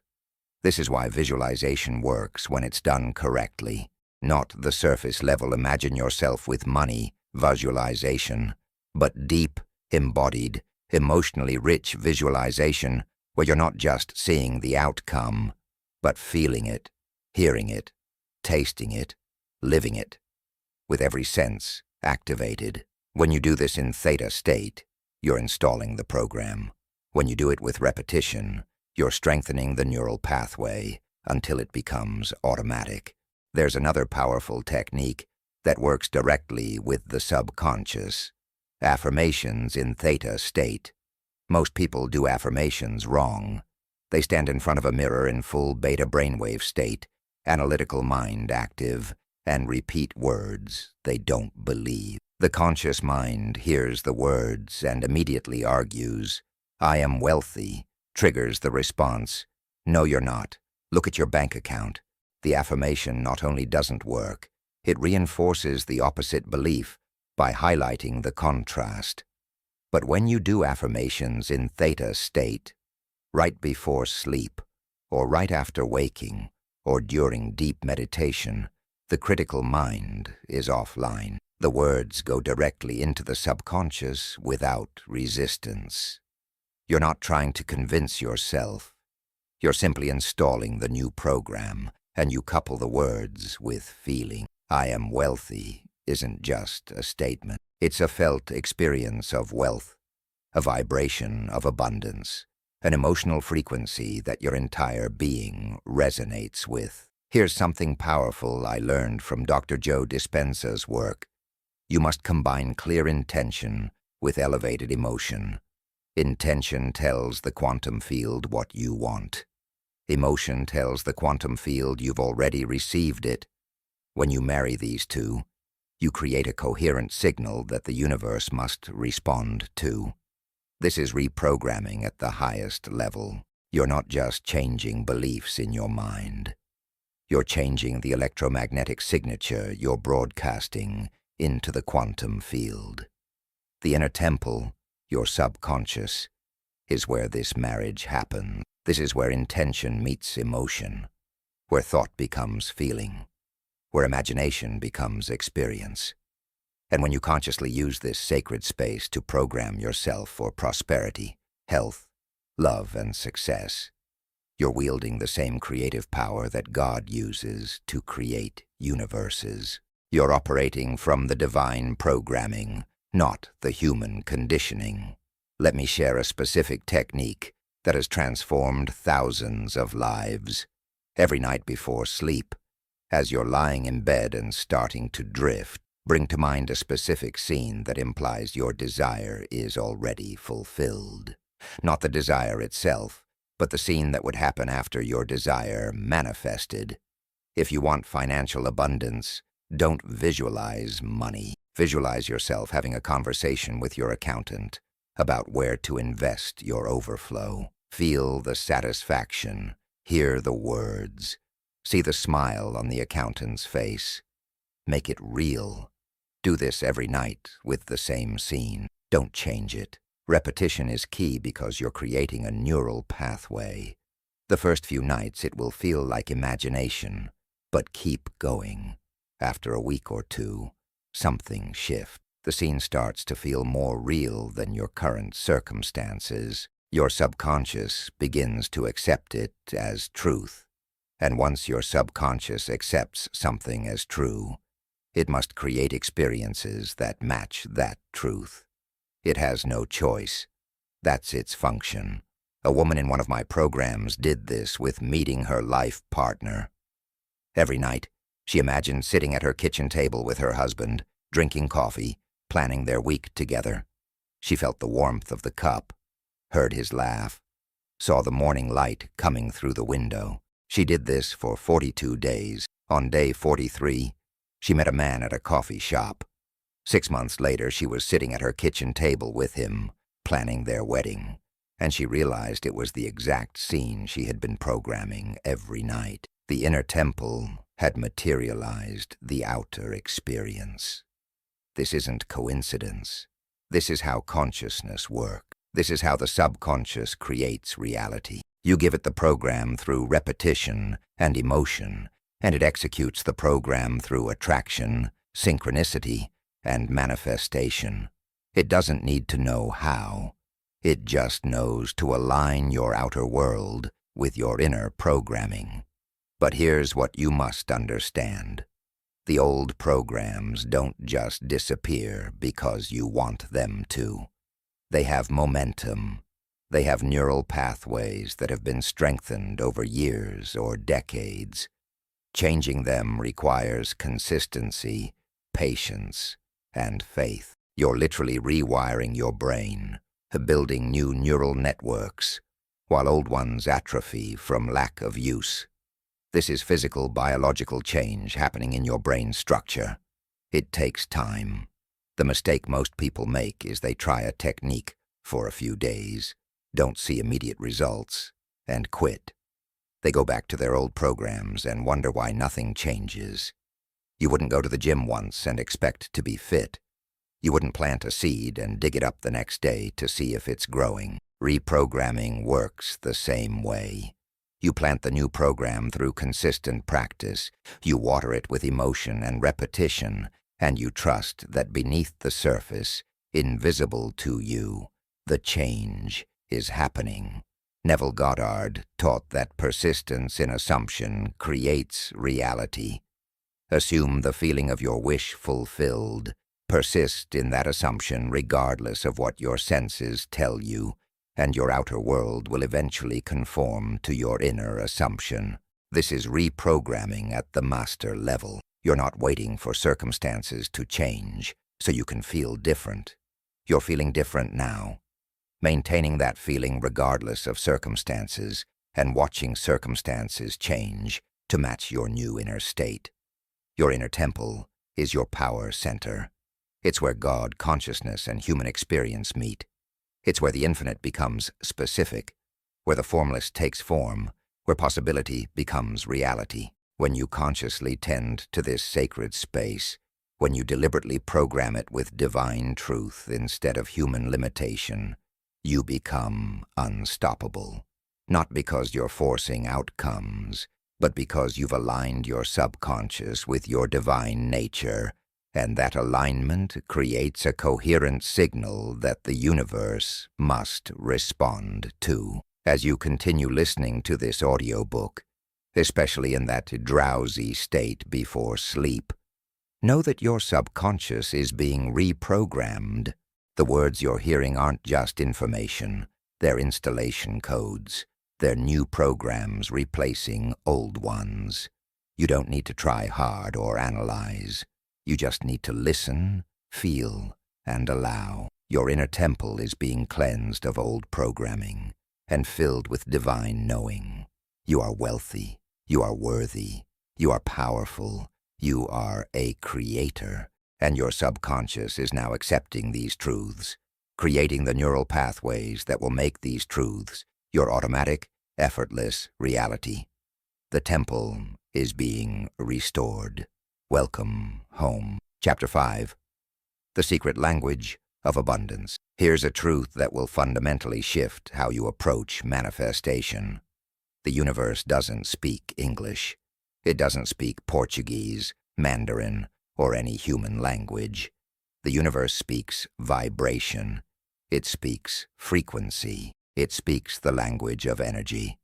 And if you want to communicate your desires effectively, if you want the quantum field to understand what you're asking for and deliver it powerfully, you must learn to speak this secret language. Because right now, you might be saying one thing with your words while broadcasting a completely different message with your vibration. And the universe always responds to the vibration, never the words. Think about a radio station. The station broadcasts at a specific frequency, let's say 101.5 FM. If you want to hear that station, you must tune your radio to exactly 101.5. If you're tuned to 95.7, you won't hear 101.5 no matter how much you want to, no matter how loud you turn up the volume. You can shout at your radio, beg it, pray to it. But until you change the dial to match the frequency, you won't receive what's being broadcast. Your life works exactly the same way. Abundance is broadcasting at a specific frequency. Love is broadcasting at a specific frequency. Health is broadcasting at a specific frequency. To receive them, you must tune yourself to match their frequency. This is what Jesus meant when he said, "Ask and it shall be given to you. Seek and you shall find. Knock and the door shall be opened." He wasn't talking about verbal asking. He was talking about vibrational asking. When you vibrationally ask, when your entire being resonates with the frequency of what you desire, the universe has no choice but to give. The door doesn't open because you knocked with your hand. The door opens because you knocked with your frequency, and frequency is the universal key that unlocks every door. Now here's where most people get stuck. They think they're broadcasting abundance frequency, but they're actually broadcasting lack frequency without realizing. They say affirmations about wealth while feeling anxious about bills. They visualize success while feeling unworthy of it. They declare they're ready for love while feeling afraid of intimacy. And then they wonder why their manifestations aren't showing up. It's simple. They're not speaking the language the universe understands. They're saying one thing in human language while broadcasting the opposite in universal language. Your vibration is composed of your thoughts, combined with your emotions, combined with your beliefs. All three must be in alignment to create a coherent signal. If your thoughts are positive but your emotions are fearful, you're creating static, interference, a mixed signal. The universe receives confusion and delivers confusing results. If your conscious thoughts are abundant, but your subconscious beliefs are in lack, the subconscious wins every time because it's broadcasting at a much more powerful level. The secret language of abundance requires all parts of you to speak the same message. Let me share a pivotal moment when I finally understood this. I was working with affirmations, declaring, "I am financially abundant," dozens of times a day. I was visualizing wealth, creating vision boards, doing everything the books told me to do. And my financial situation was getting worse, not better. I was frustrated and confused until one day, in a moment of brutal honesty, I asked myself, what am I really feeling when I say these affirmations? The answer shocked me. I was feeling desperate. I was feeling anxious. I was feeling like I needed to convince myself of something I didn't believe. Every time I said, "I am financially abundant," my actual vibration was, "I am desperately not abundant, and I'm trying to fix it." The universe doesn't hear your words. It reads your vibration. And my vibration was screaming lack, fear, and desperation. So that's exactly what the universe kept delivering back to me. More situations to feel lack, fear, and desperation about. The shift happened when I stopped trying to affirm my way into abundance, and instead focused on finding the genuine feeling of abundance within me. I started with gratitude for what I already had. Not fake gratitude, not forced appreciation, but real, felt, heartfelt gratitude. I would sit with my morning coffee and genuinely appreciate it. The warmth, the aroma, the fact that I had a roof over my head and this small luxury. I would feel that appreciation deeply, let it fill my chest, let it expand through my body. That feeling, that genuine vibration of appreciation and sufficiency, that's the language of abundance. As I practiced this, something remarkable started happening. Opportunities appeared. Money came from unexpected sources. People offered help without being asked. It wasn't logical. It wasn't traceable to any specific action I took. It was pure, vibrational response. I had finally learned to speak the language the universe understands, and the universe responded fluently. The secret is this: abundance is not a destination you're trying to reach. Abundance is a frequency you tune into right now, regardless of your circumstances. You don't wait until you have money to feel abundant. You feel abundant now, and the money comes to match the feeling. You don't wait until you're healthy to feel vital. You feel vital now, and your body responds. You don't wait until you find love to feel loved. You feel loved now, by yourself, by source, by the universe, and the right person appears to mirror that frequency back to you. This is the language translation you must master. In human language, you say, "I want abundance." In universal language, that translates to, "I am experiencing lack." Want is a frequency of not having. The universe says, "Okay, you want abundance, I'll give you more situations where you want abundance." The correct translation is, "I am abundant." Present tense, complete, done. When you vibrate, "I am abundant," not as a hope, but as a current reality, the universe says, "You are abundant? Okay, here are abundant experiences to match that vibration." Neville Goddard taught that you must live in the end, not from the desire, but from the fulfillment, not from wanting the thing, but from having the thing. This is speaking the secret language fluently. When you live in the end, when you embody the frequency of your desire already fulfilled, you're broadcasting the exact signal that must materialize the physical manifestation. You're not asking, you're declaring. You're not hoping, you're knowing. And knowing is the frequency that creates worlds. Let me explain how this works at the quantum level. Everything in the universe is energy vibrating at different frequencies. A table appears solid, but it's actually molecules vibrating at a specific frequency. Your body appears solid, but it's energy vibrating at a specific frequency.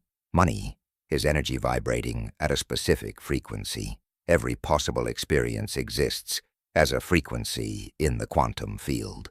When your personal frequency matches a particular experience frequency, you receive that experience. It's not magic. It's resonance. It's physics. Think of your body as a tuning fork. When you strike a tuning fork that's tuned to C, and there's another tuning fork nearby that's also tuned to C, the second tuning fork will begin to vibrate automatically through resonance. It doesn't try. It doesn't strain. It simply responds to the matching frequency. You are a tuning fork, and the quantum field contains every possible experience as different frequencies. When you vibrate at the frequency of prosperity, experiences of prosperity resonate with you and appear in your life. When you vibrate at the frequency of lack, experiences of lack resonate with you and appear in your life. This is why Bob Proctor always said that you don't attract what you want. You attract what you are. Your being, your state. Your frequency is broadcasting a signal, and the universe is matching that signal with corresponding experiences.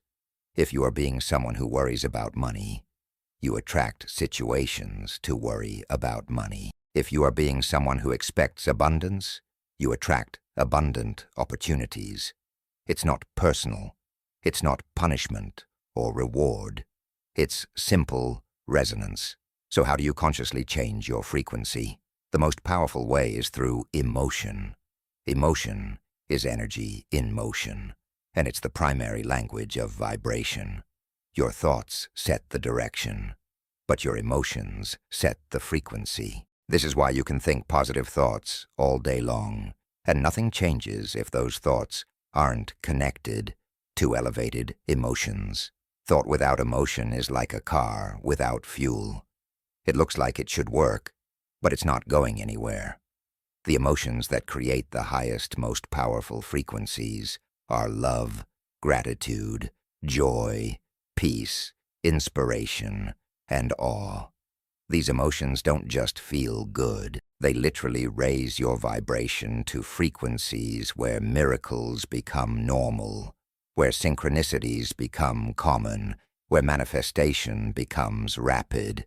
When you're in these elevated emotional states, you're speaking the secret language of abundance fluently, and the universe responds by delivering experiences that generate more of these emotions.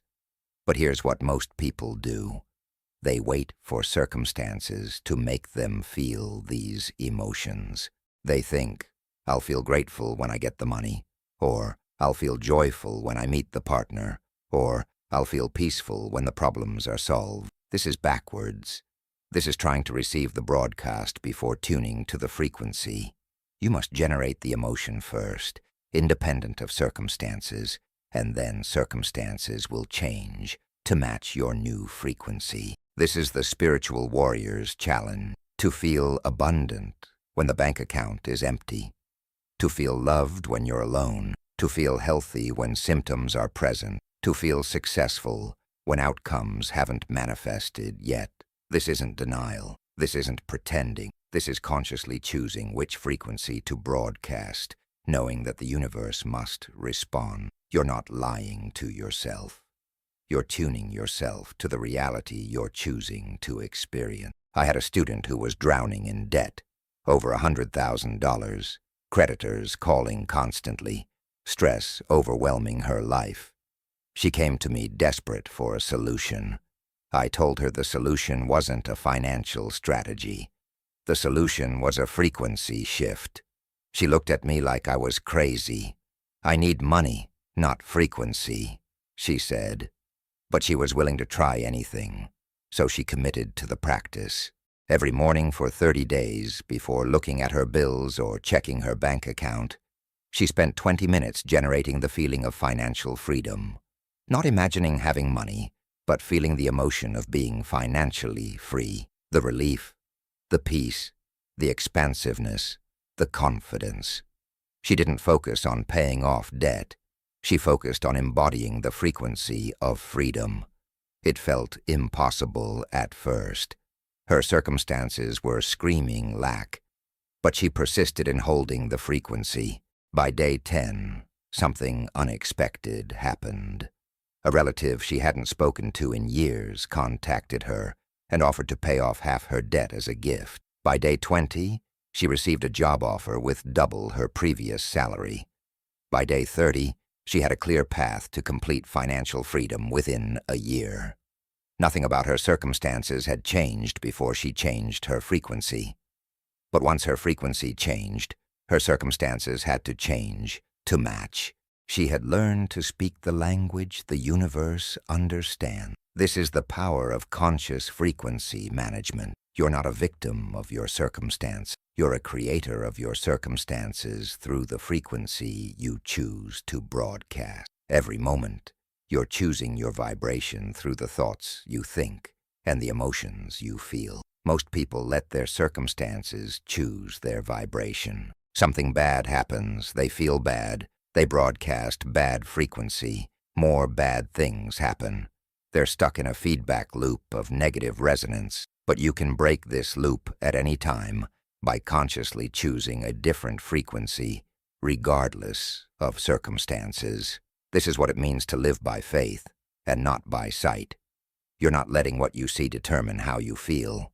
You're choosing how you feel, which determines what you see. You're speaking the sacred language of abundance by broadcasting abundance frequency, even when physical evidence suggests otherwise. The universe doesn't test you to see if you're worthy. The universe matches you. It's a mirror, not a judge.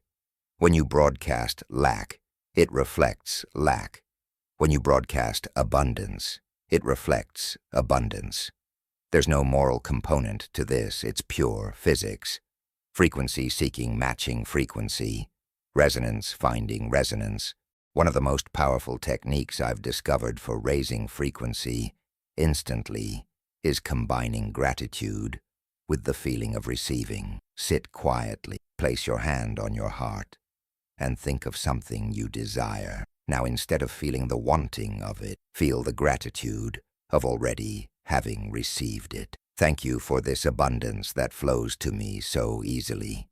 Not please give me, but thank you for giving me. Feel the gratitude as real. Let it fill your chest. Let it radiate from your heart. This is speaking perfect abundance language. Your heart, by the way, generates the strongest electromagnetic field in your body, 5,000 times stronger than your brain. When you generate elevated emotions from your heart, you're broadcasting a powerful signal that extends several feet beyond your physical body. People can feel it when they're near you. The quantum field definitely responds to it. Heart-based emotion is the universal language spoken at its highest level. Dr. Joe Dispenza has measured this in his workshops. When people generate heart-centered gratitude and love, their heart rhythms become coherent, creating a smooth, orderly electromagnetic pattern. In that coherent state, people experience spontaneous healings, sudden manifestations, and profound synchronicity. They've learned to speak the secret language fluently, and the universe responds immediately. But coherence is key. You can't have your mind saying one thing and your heart feeling another. You can't think abundance while feeling fear. The signal gets scrambled. Imagine trying to tune a radio while someone's shaking the dial. You get static, not music. Internal coherence means every part of you is broadcasting the same frequency. Your thoughts, your emotions, your beliefs, your body. When this happens, when you achieve complete coherence, you become a powerful transmitter, and manifestation happens rapidly. This is why meditation is so powerful. Meditation isn't about stopping thoughts or achieving some blissful state. Meditation is about creating internal coherence. In meditation, you slow down, you breathe, you bring your scattered energy into alignment. You stop the mental chaos and the emotional turbulence. You become still. And in that stillness, you can consciously choose one clear frequency to broadcast. That's when the magic happens. I recommend a daily practice of what I call frequency setting. Before you engage with the world, before you check your phone or your email or the news, spend just 10 minutes setting your frequency. Sit quietly, breathe deeply. Ask yourself, what frequency do I want to broadcast today? Then generate that feeling. If you want to broadcast abundance, feel abundant. If you want to broadcast love, feel loving. If you want to broadcast peace, feel peaceful. Don't wait for external reasons. Generate it internally, deliberately, consciously. As you do this consistently, something remarkable happens. The frequency you practice becomes your default frequency. It becomes automatic. You're literally rewiring your nervous system to operate at a higher baseline vibration. Things that used to trigger you into low frequencies stop affecting you. You maintain your high frequency regardless of what's happening around you. You've become fluent in the secret language and you're broadcasting abundance frequency as naturally as you breathe. The ancient mystics knew this. They spent hours in prayer and meditation, not to please God, but to tune their frequency to God frequency. They understood that God is the highest frequency, pure love, infinite abundance, unlimited creativity. When you tune yourself to that frequency, you become a channel for divine expression. Miracles aren't violations of natural law. Miracles are what happens when someone operates at such a high frequency that they bypass the normal limitations of lower frequency reality. Jesus operated at God frequency consistently. This is why he could heal, multiply resources, and command nature. He wasn't special or different from you in essence. He had just mastered the secret language. He knew how to maintain such a high, pure, coherent frequency that the quantum field had no choice but to reorganize itself according to his consciousness. And he explicitly said, "You will do even greater things than these." He was telling you that this same mastery is available to you. The invitation is simple but profound. Stop speaking human language to the universe and start speaking universal language. Stop asking with words and start asking with frequency. Stop hoping and start knowing. Stop wanting and start being. The abundance you seek is seeking you. The love you desire is desiring you. The success you're reaching for is reaching for you. But it can only find you when you tune to its frequency. Every morning when you wake up, you're being given a fresh opportunity to choose your frequency. You can tune into lack, fear, and struggle because that's familiar. Or you can consciously tune into abundance, love, and ease because that's your true nature. The choice is always yours.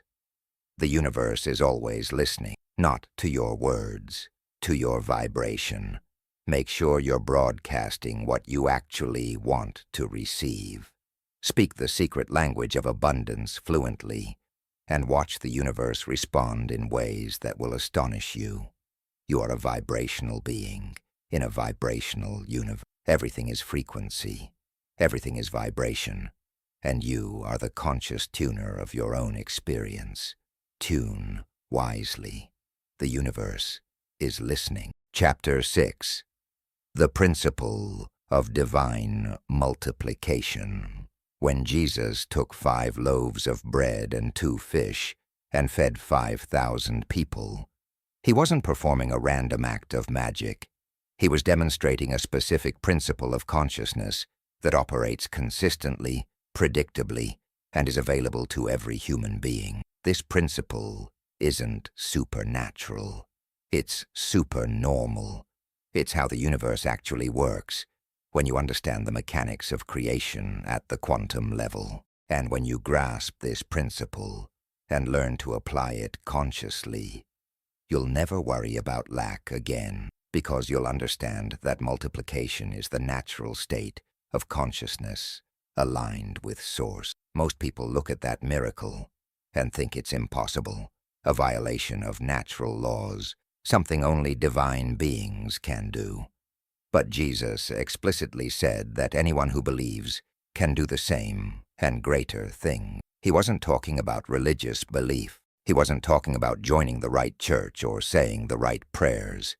He was talking about understanding and applying the principle of multiplication that he was demonstrating. And that principle is this: consciousness doesn't create from nothing. Consciousness multiplies what already exists. This is crucial to understand because most people approach manifestation completely backwards. They look at what they don't have and try to create it from nothing through sheer force of will. They focus on the absence, the lack, the gap between where they are and where they want to be. And focusing on absence only creates more absence, because consciousness multiplies whatever you give your attention to. If you're focused on the lack of money, consciousness multiplies the experience of lacking money. If you're focused on the absence of love, Consciousness multiplies the experience of being without love. But Jesus didn't focus on what wasn't there. He focused on what was there. 5 loaves, 2 fish, not enough by logical standards, but something, and he gave thanks for it. He blessed it. He held it with appreciation and gratitude, and in that state of grateful acknowledgement of what was present, consciousness activated the multiplication principle. What existed began to expand, to increase, to multiply, until there was more than enough with abundance left over. This is the secret that wealthy people know, whether they can articulate it or not. They don't focus on lack. They focus on what they have. They appreciate it, they bless it, and it multiplies. Poor people do the opposite. They focus on what they don't have. They resent their circumstances. They curse their situation, and their lack multiplies. It's not that God loves wealthy people more. It's that wealthy people are unconsciously or consciously applying the principle of multiplication, while poor people are unconsciously applying the principle of contraction through their focus on absence. Let me share something that completely changed my relationship with money. I was in serious financial trouble, bills piling up, creditors calling, barely able to buy groceries. I was stressed, anxious, focused completely on how much I didn't have. One morning I opened my wallet and found $23. My first thought was, that's all I have, that's nothing. Then I remembered this principle. I literally stopped myself mid-thought and said out loud, "Thank you for this $23. This is my seed for multiplication." I took that $23, and instead of hoarding it in fear, I blessed it, I appreciated it, and I spent part of it on something that brought me joy, a good meal. I held the rest with gratitude, feeling genuine appreciation for having it. Within 2 days, someone paid me back a debt I'd forgotten about. Within a week, I got an unexpected check in the mail. Within 2 weeks, a new client appeared, offering more money than I'd asked for. The $23 didn't logically create any of that. But my shift from lack consciousness to multiplication consciousness opened the channel for abundance to flow. The principle works like this.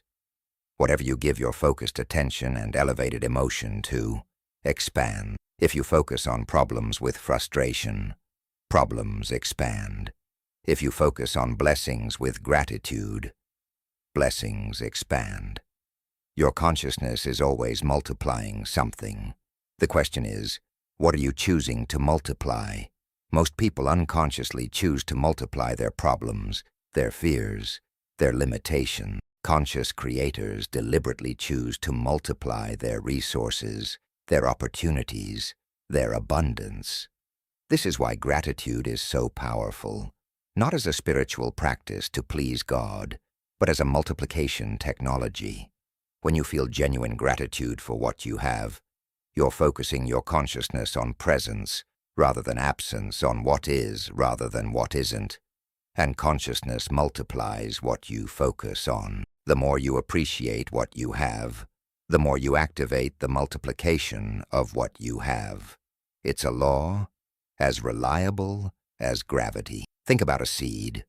A tiny seed contains all the information needed to become a massive tree, producing thousands of fruits, each containing seeds that can produce more trees. One seed becomes millions of seeds through the principle of multiplication built into nature. But the seed doesn't try to become a tree through effort. It simply receives the right conditions, soil, water, sunlight, and the multiplication happens automatically. You are that seed. Your current resources, no matter how small they seem, contain infinite multiplication potential. Your job isn't to strain and stress. Your job is to provide the right conditions, focus, appreciation, gratitude, and faith. Faith, in this context, isn't blind belief. Faith is maintaining focus on multiplication even when physical evidence suggests otherwise. Jesus didn't look at 5 loaves and 2 fish and panic about the impossibility of feeding thousands. He looked at what he had, gave thanks for it, and trusted the principle. The multiplication happened because he held the vision and the vibration of sufficiency, while the physical transformation occurred. This is practical faith. This is scientific faith. This is the faith that moves mountains and multiplies resources. I worked with a woman who owned a small business that was barely surviving. She was focused entirely on lack. Not enough customers, not enough revenue, not enough time, not enough resources. Her business was reflecting her consciousness perfectly, contracting into smaller and smaller expression. I asked her to shift her focus completely. Instead of obsessing about what she didn't have, I had her make a list every single day of everything she did have. 3 loyal customers who loved her work, a website that functioned well, skills and expertise, passion for what she did, a supportive partner, good health. Every morning she read this list with genuine appreciation. She blessed her business. She gave thanks for her customers, even though there were only 3. She stopped complaining about lack and started celebrating presence. Within 3 weeks, those 3 customers each referred 2 new customers. Within 2 months, she had more work than she could handle. Within 6 months, she had to hire help. The business didn't change because she got lucky. The business multiplied because she shifted from lack consciousness to multiplication consciousness. This is the principle operating at the quantum level. The quantum field contains infinite potential, infinite resources, infinite possibilities. When you focus on lack, you're collapsing quantum possibilities into experiences of lack. When you focus on abundance, even small abundance, even just the abundance of breath in your lungs or the roof over your head, you're collapsing quantum possibilities into experiences of more abundance. The field responds to your focus, always, without exception. Now here's something profound. Jesus blessed the bread and fish before breaking them, before distribution, before manifestation. He gave thanks for the multiplication before it was physically evident. This is the key that most people miss.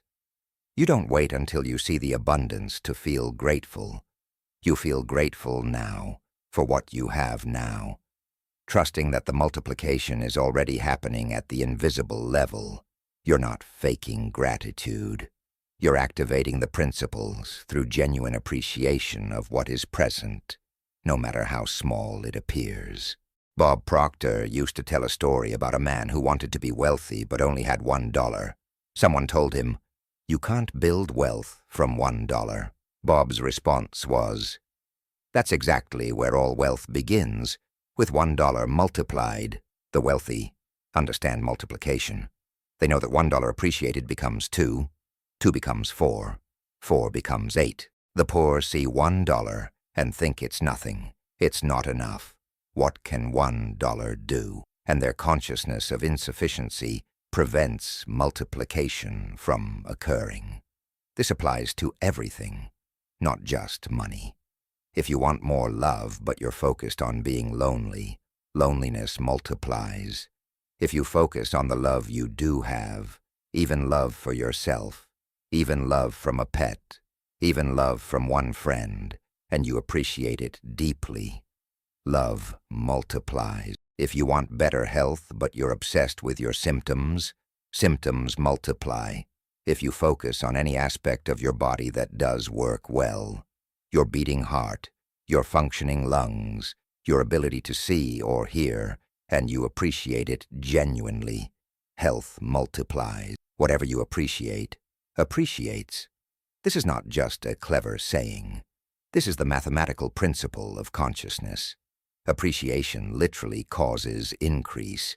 Depreciation literally causes decrease. You are either appreciating or depreciating everything in your life through where you place your focus and what emotion you attach to that focus. Most people depreciate their blessings by taking them for granted and appreciate their problems by giving them constant attention. Then they wonder why their blessings decrease and their problems increase. I want you to try something right now, even as you're listening to these words. Think of one thing you currently have that you've been taking for granted. Maybe it's your health, or a relationship, or a skill, or a possession, or even just this moment of peace, listening to this audiobook. Now feel genuine appreciation for it. Not superficial thankfulness, but deep, heartfelt appreciation. Feel it in your chest. Let the feeling expand. Notice how different that feels from focusing on what you don't have. That feeling you're experiencing right now, that's the frequency of multiplication. That's the vibration that activates increase.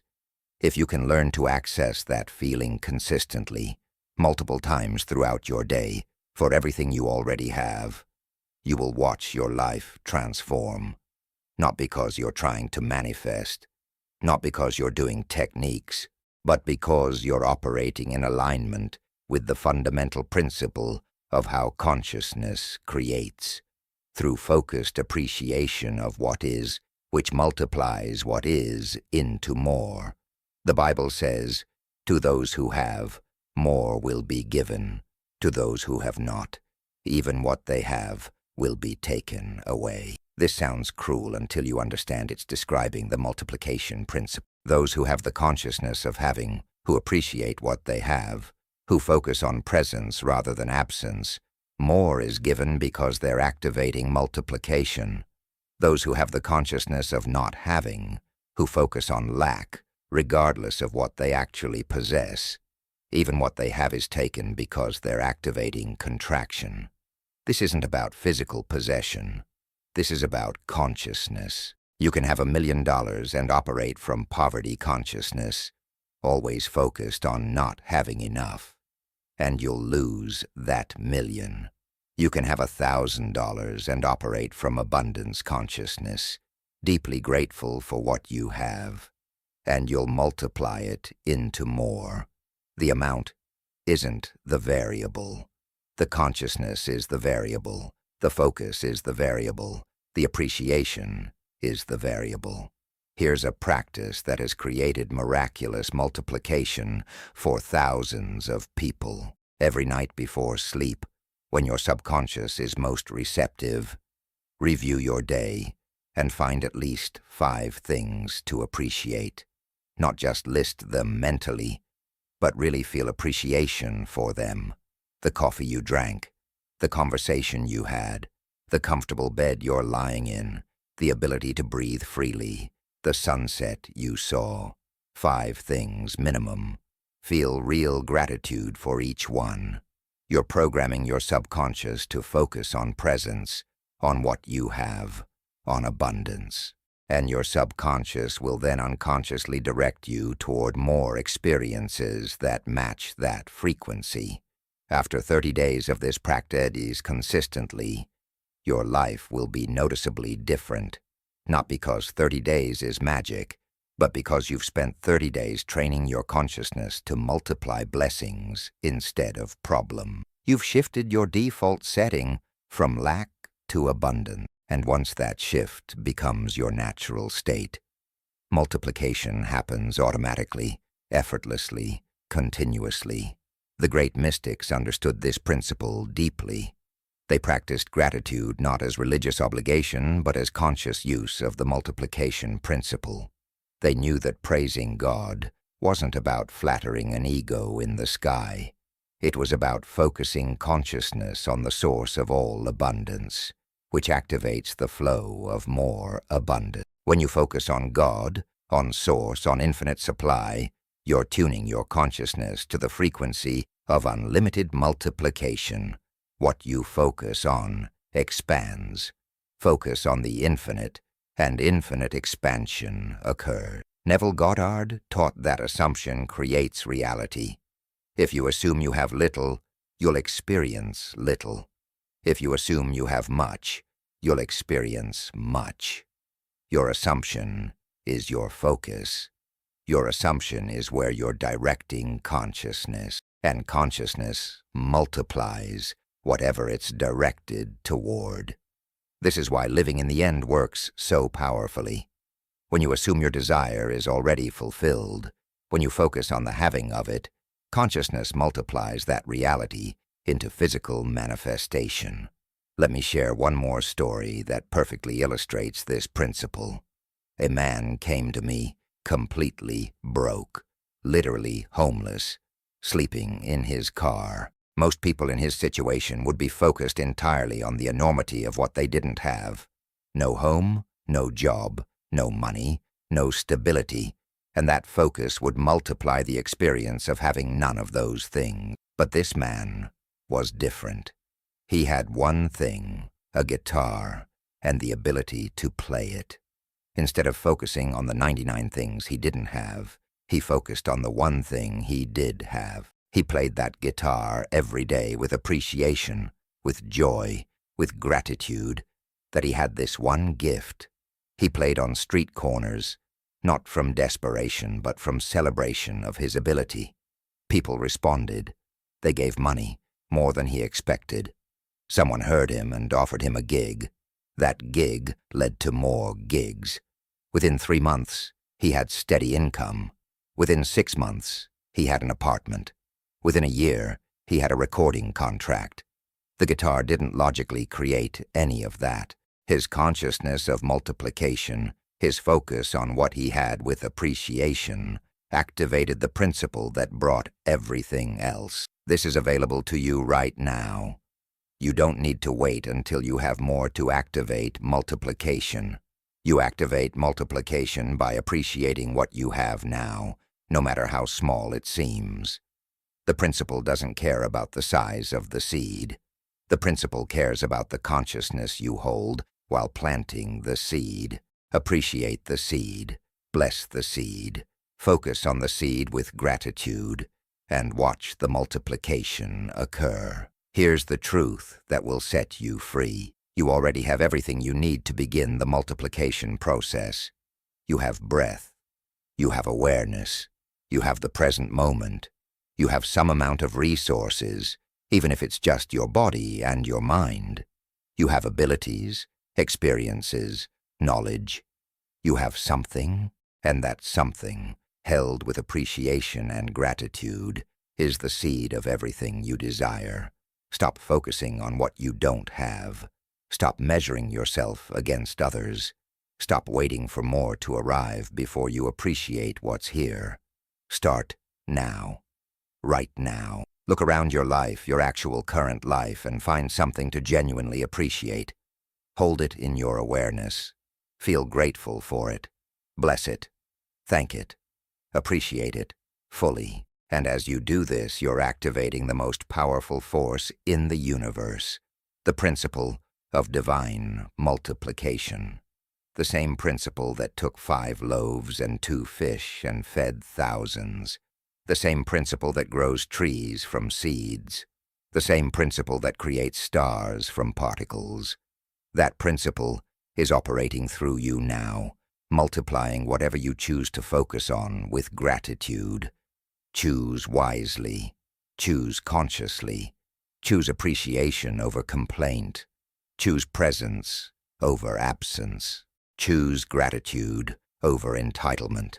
And watch as your life, your resources, your opportunities, your joy, your love, your abundance multiply beyond what your logical mind thought possible. This isn't magic. This is the mechanics of consciousness. This is how God creates. This is how you create. Through the principle of divine multiplication. You are the multiplier. The question is, what are you choosing to multiply today? Chapter 7, Faith as Creative Technology.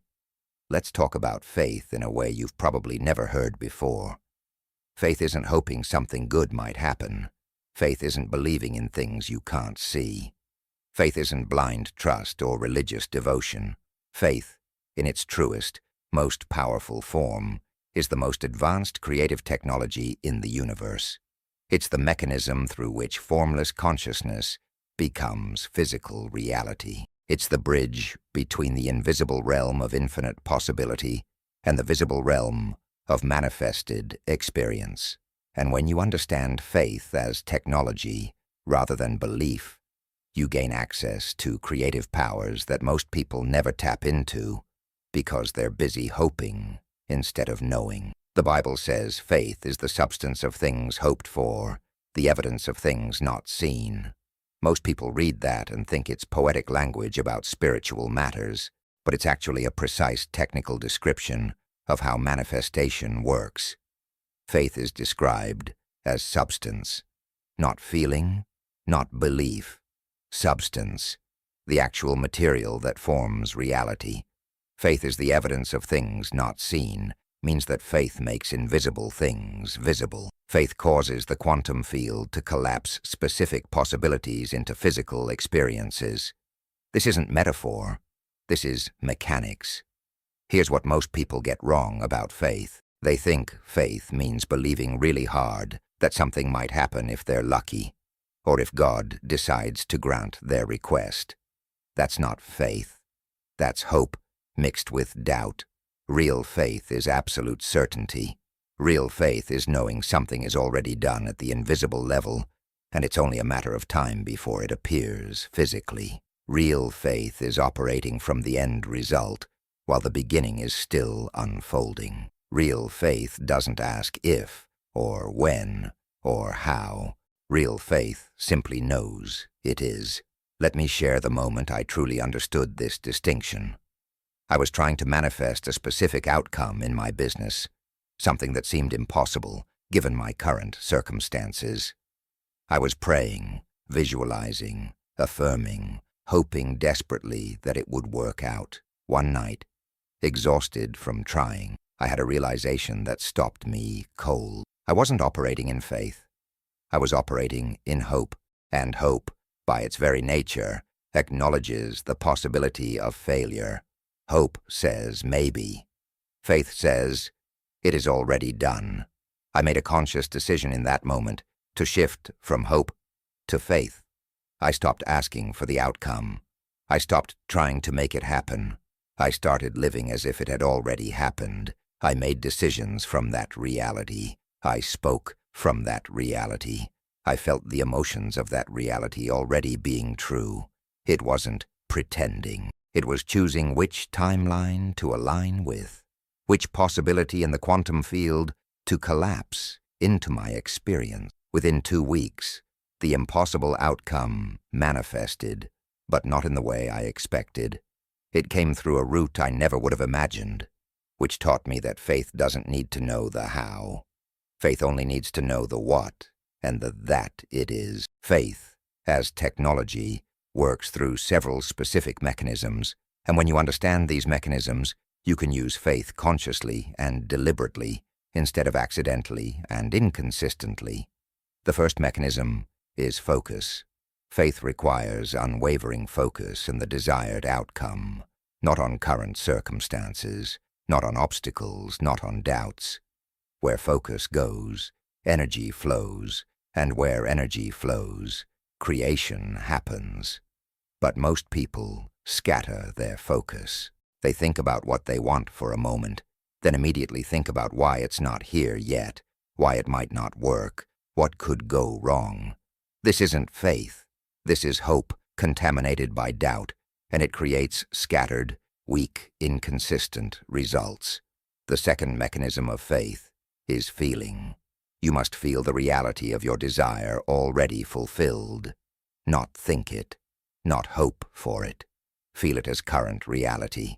Your emotions are the language the quantum field understands. When you feel something deeply, your heart generates a powerful electromagnetic field that broadcasts into the quantum field. The field responds by matching that frequency with corresponding experiences. If you feel lack while wanting abundance, you're broadcasting lack frequency, and the field delivers more lack. If you feel abundant now, regardless of circumstances, you're broadcasting abundance frequency, and the field delivers abundance. The third mechanism is action from faith, rather than action from doubt. Faith-based action feels aligned, inspired, effortless. It's action taken because you already know the outcome, so you're just walking the path that leads there. Doubt-based action feels forced, desperate, exhausting. It's action taken to try to make something happen because you're not sure it will happen on its own. The universe reads the frequency of your action, not just the action itself. Two people can take the exact same action, one from faith, one from doubt. The one acting from faith gets miraculous results. The one acting from doubt gets mediocre results or failure. Same action, different consciousness, different outcomes. I watched this play out with two clients who both wanted to start businesses. The first client took massive action, created a website, ran ads, reached out to potential customers, worked 18-hour days. But underneath all that action was fear, doubt, and desperation. He was acting from, I have to make this work, or I'll fail. His business struggled despite enormous effort. The second client took inspired action, followed intuitive nudges, connected with people who felt aligned, worked sustainable hours. Underneath her action was certainty, peace, and joy. She was acting from, this is already successful, I'm just playing my part. Her business thrived with half the effort. The difference wasn't the action. The difference was the consciousness behind the action. Faith as technology also requires what I call evidence blindness. This sounds counterintuitive, but it's crucial. You must be willing to ignore current evidence when it contradicts your faith. Not denial of reality, but refusal to let current reality determine your future reality. Every manifestation begins with a gap between what is and what you're creating. If you focus on what is, you keep creating more of what is. If you focus on what you're creating with absolute faith, what you're creating eventually becomes what is. But during the gap, during the transition, you'll be tempted constantly to look at circumstances and lose faith. This is the test. This is where most people fail. When Jesus walked on water, he demonstrated faith as technology. Water, under normal physical laws, cannot support a human body's weight. But Jesus wasn't operating under normal physical laws. He was operating under consciousness laws, which supersede physical laws. His faith, his absolute knowing that he could walk on water, his complete lack of doubt in that moment, allowed him to override physical limitations. And notice what happened when Peter tried to join him. Peter took a few steps successfully, operating in faith, then looked at the waves, remembered the physical impossibility, shifted from faith to fear, and immediately began to sink. Same water, same physical laws, different consciousness, different results. This is happening in your life constantly. When you operate in faith, you transcend normal limitations. When you shift to doubt, you sink back into limitation. You're not at the mercy of circumstances. You're at the mercy of your own consciousness, your own faith, or lack thereof. And the beautiful, empowering truth is that consciousness is always under your control. You can choose faith in any moment, regardless of evidence, regardless of what others say, regardless of past failures. Here's a practice that builds faith as technology. Act as if. This isn't pretending. This is aligning your behavior with your desired reality before the physical manifestation appears. If you have faith that abundance is yours, how would you carry yourself? How would you make decisions? How would you speak? How would you treat money when you receive it? If you have faith that you're already healthy, how would you move your body? What would you eat? How would you think about yourself? If you have faith that you're deeply loved, how would you interact with others? What boundaries would you set? What would you no longer tolerate? Acting as if trains your nervous system, your subconscious, and your electromagnetic field to match the frequency of your desired reality. You're not waiting until it manifests to become that person. You're becoming that person now, which causes the manifestation. This is faith as technology in action. You're using behavior to reinforce consciousness, which directs energy, which creates reality. Every time you act as if, you're strengthening the neural pathways of your new identity. You're installing the programming that makes your desire inevitable. I had a client who wanted to transition careers but was stuck in a job she hated. She had faith that her ideal opportunity existed, but she wasn't acting as if. She dressed sloppily, showed up late, complained constantly, and put minimal effort into her current work. I asked her, if you already had your dream career, how would you show up? She realized she'd be professional, punctual, excellent in everything she did, so she started acting as if right where she was. She upgraded her appearance. She arrived early. She brought excellence to tasks she previously resented. Within 6 weeks, her dream opportunity appeared, and it came specifically because someone noticed how excellently she was performing in her current role. She had used faith as technology by acting as if before the evidence appeared. Faith also requires what ancient wisdom calls detachment from outcomes. This confuses people because it sounds contradictory. How can you have faith in a specific outcome while being detached from it? Here's the distinction. You're absolutely certain about what you're creating, but you're not attached to how or when it arrives. You're not desperately clinging to it, checking constantly to see if it's manifested yet, getting anxious when it's delayed. That's attachment, and attachment is actually doubt disguised as desire. Attachment says, I need this to be happy. I'm not okay without it. Faith says, this is already mine. It's coming. I'm perfectly fine right now while I wait. Detachment doesn't mean you don't care. Detachment means you trust so completely that you don't need to control the process. You've placed your order with the universe. You know it's being fulfilled, and you're peacefully going about your life until it arrives.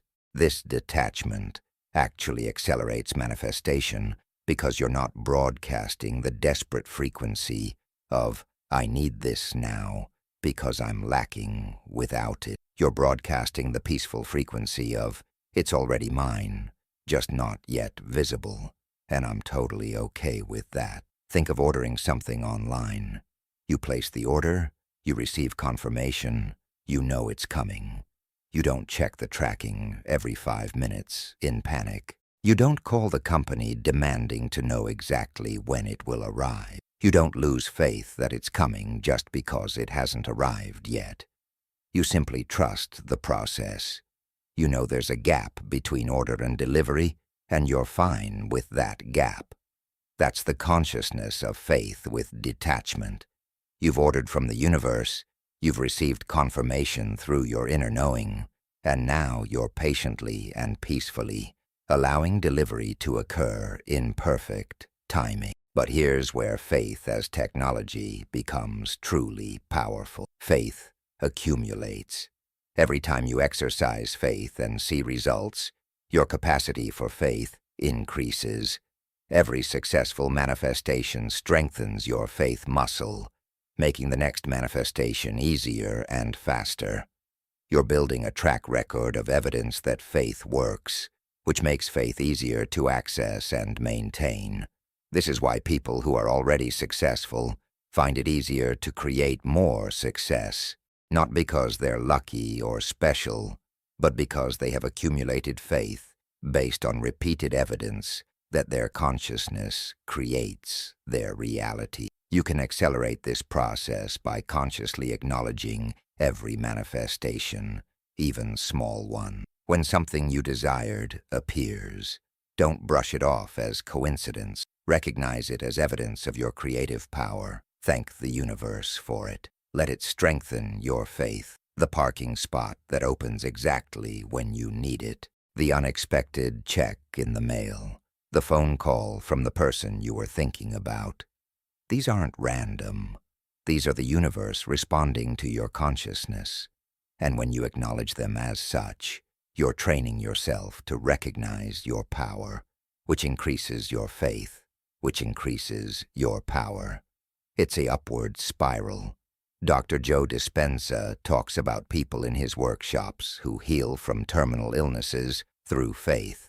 Not hope, not prayer, asking for healing, but absolute faith that they're already healed. They feel the health in their bodies before the tests confirm it. They thank their bodies for being healthy before the symptoms disappear. They live as if the healing is already complete while the healing is still occurring.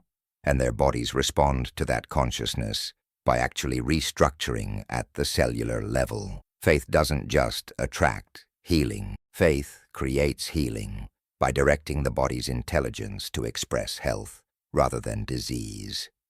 This is the technology of faith operating at the biological level. Your cells respond to your consciousness. When you have faith that you're healthy, you're sending specific signals to your cells through your nervous system, your endocrine system, your electromagnetic field. Those signals instruct your cells to function in healthy ways. When you operate in fear and doubt about your health, you're sending different signals that instruct your cells to function in unhealthy ways. Same body, different consciousness, different cellular response. Faith works across every domain: finances, relationships, career, health, creative projects, personal growth. The domain doesn't matter. The principle is the same.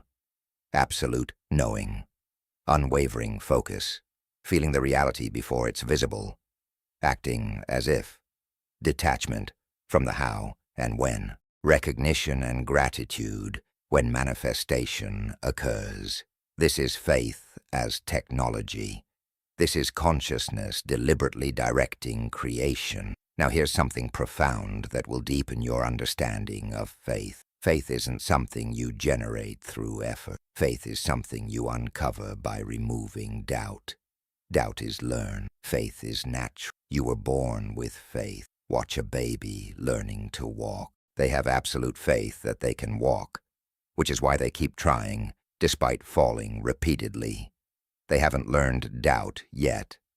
As you grew older, you learned doubt through negative experiences, criticism, failure, and social conditioning. Those experiences installed doubt programs in your subconscious. But underneath those programs, your original faith still exists, untouched, waiting to be accessed. This means you don't need to create faith. You need to excavate it. You need to identify and release the doubt programs that are covering it. Every doubt you hold is a learned response to a past experience. I can't create abundance because I failed before. I can't find love because I've been rejected. I can't be healthy because illness runs in my family. These are doubt programs, and they're blocking your natural faith. When you consciously identify these programs, feel the emotions attached to them, and choose to release them, your natural faith emerges automatically. Here's a powerful technique for releasing doubt and accessing faith. Identify one area where you want to manifest something, but you're struggling. Now complete this sentence. I have faith that I can manifest this, but whatever comes after but is your doubt program. Write it down. Now ask yourself, is this doubt absolutely true, or is it just a belief based on past experience? Almost always it's a belief, not truth. Beliefs can be changed. Now consciously choose a new belief. I release this doubt and return to my natural faith that all things are possible through consciousness aligned with Source. As you practice this, as you systematically identify and release doubt programs, something remarkable happens. Your natural faith, which has always been there, starts to shine through. Manifestation becomes easier. Synchronicities become common. Miracles become normal. Not because you're special or chosen, but because you've removed the interference that was blocking the natural flow of creative power through you. Faith isn't something you achieve. Faith is something you are when doubt is removed. Let me leave you with this truth. The universe is always responding to your consciousness. Always. Every moment. No exception. When you operate in faith, absolute knowing that your desire is already fulfilled in the invisible realm, and it's only a matter of time before it manifests visibly, the universe has no choice but to match that frequency. When you operate in doubt, the universe matches that frequency too. You're always creating. The question is whether you're creating consciously through faith or unconsciously through doubt. Faith as technology is available to you right now. You don't need to wait until you're more spiritual or more evolved or more deserving. You don't need permission from anyone. You simply need to choose faith over doubt, knowing over hoping, certainty over maybe. You need to focus on your desire with unwavering attention. You need to feel it as already real. You need to act as if it's already done. You need to detach from the how and when. And you need to recognize and celebrate every piece of evidence that your consciousness is creating your reality. This is your power. This is your technology. This is faith not as religious concept, but as creative force. The same faith that created galaxies, the same faith that grows trees from seeds, the same faith that beats your heart without your conscious effort. That faith is yours to direct consciously. Use it. Trust it, live it, and watch as your life transforms into evidence of what faith as technology can create through a willing and believing consciousness. You are the creator. Faith is your tool. The quantum field is your canvas. What will you create? Chapter 8. The fertile void. Creating from nothing. There's a moment before creation that most people never talk about. A moment of absolute emptiness that isn't really empty at all. It's the space between thoughts, the silence before sound, the darkness before light, the void that existed before the universe came into being. And here's what will revolutionize your understanding of manifestation. That void isn't gone. That void isn't in the past. That void is here, now, accessible to you in every moment. And it's the most potent creative space in existence. When you learn to enter the fertile void consciously, you gain access to pure potential, infinite possibility, and the ability to create something from what appears to be nothing. In the beginning, there was the void, not emptiness in the sense of absence, but emptiness in the sense of pure potential. Before form, there was formlessness. Before manifestation, there was the unmanifest. Before something, there was no thing. And from that no thing, everything emerged. God didn't create the universe by assembling pieces. God created the universe by condensing consciousness out of the void of infinite possibility. And that same void, that same field of pure potential, is what you access every time you truly create something new. Most people are trying to create from something. They're trying to rearrange what already exists. They're trying to modify their current circumstances. They're trying to build on their existing foundation. But real creation, quantum leap transformation, miraculous manifestation, this doesn't come from rearranging the known. It comes from accessing the unknown. It comes from entering the void where all possibilities exist simultaneously, choosing one possibility and collapsing it into reality through focused consciousness. The quantum field, which scientists have studied and measured, is essentially the modern name for what mystics have always called the void. It's a field of infinite potential where particles exist as waves of probability until consciousness observes them and collapses them into specific form. Before observation, everything and nothing exists simultaneously. After observation, one specific reality manifests. You are the observer. The void is the field. Your consciousness is the creative force that causes something to emerge from nothing. But here's what stops most people from accessing this creative power. They can't tolerate the void.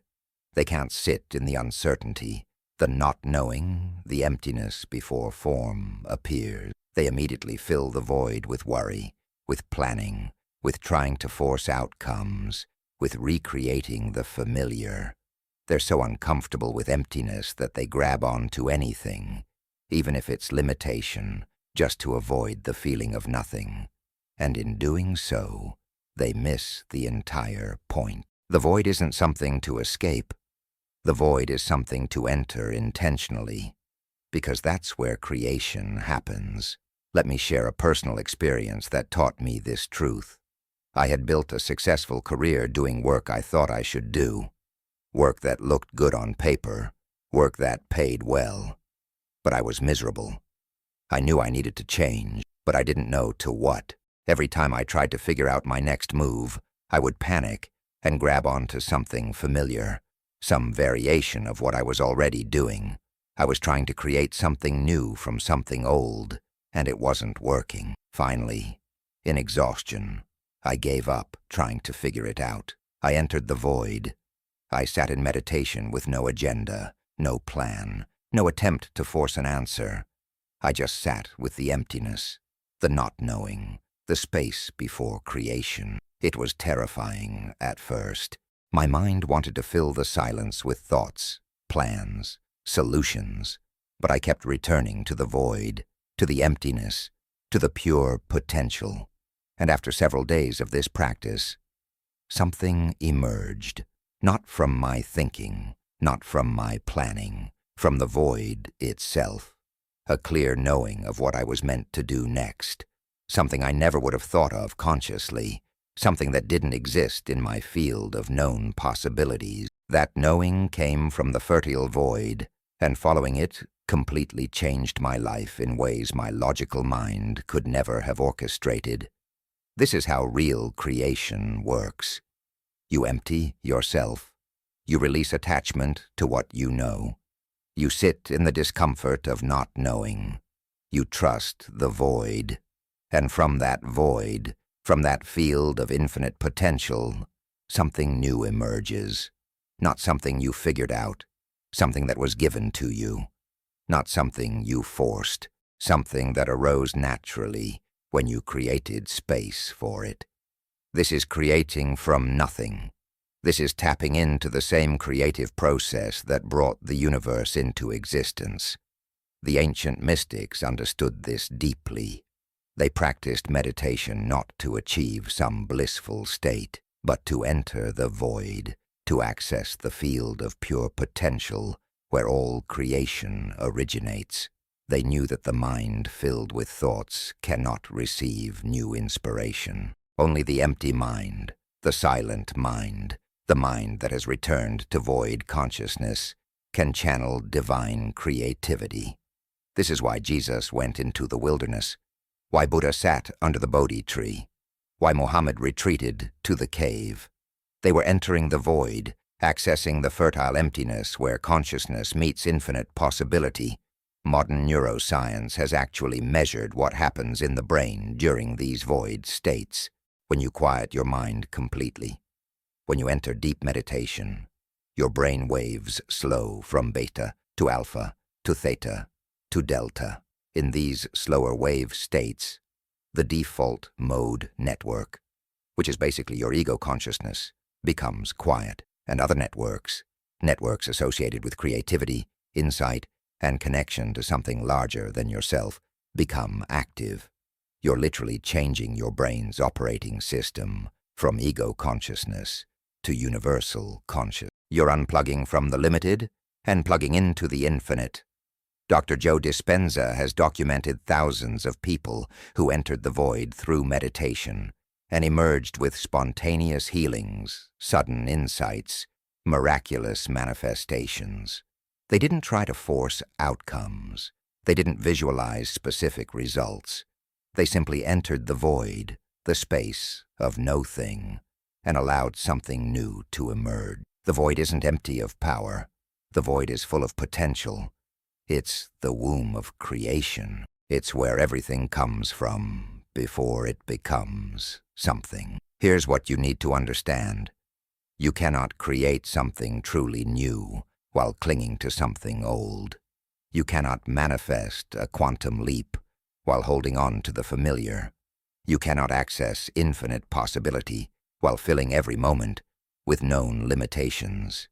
You must be willing to let go, to empty, to enter the void. And this requires courage, because the void feels like death to the ego. The ego equates emptiness with danger, with loss, with non-existence. But the truth is exactly opposite.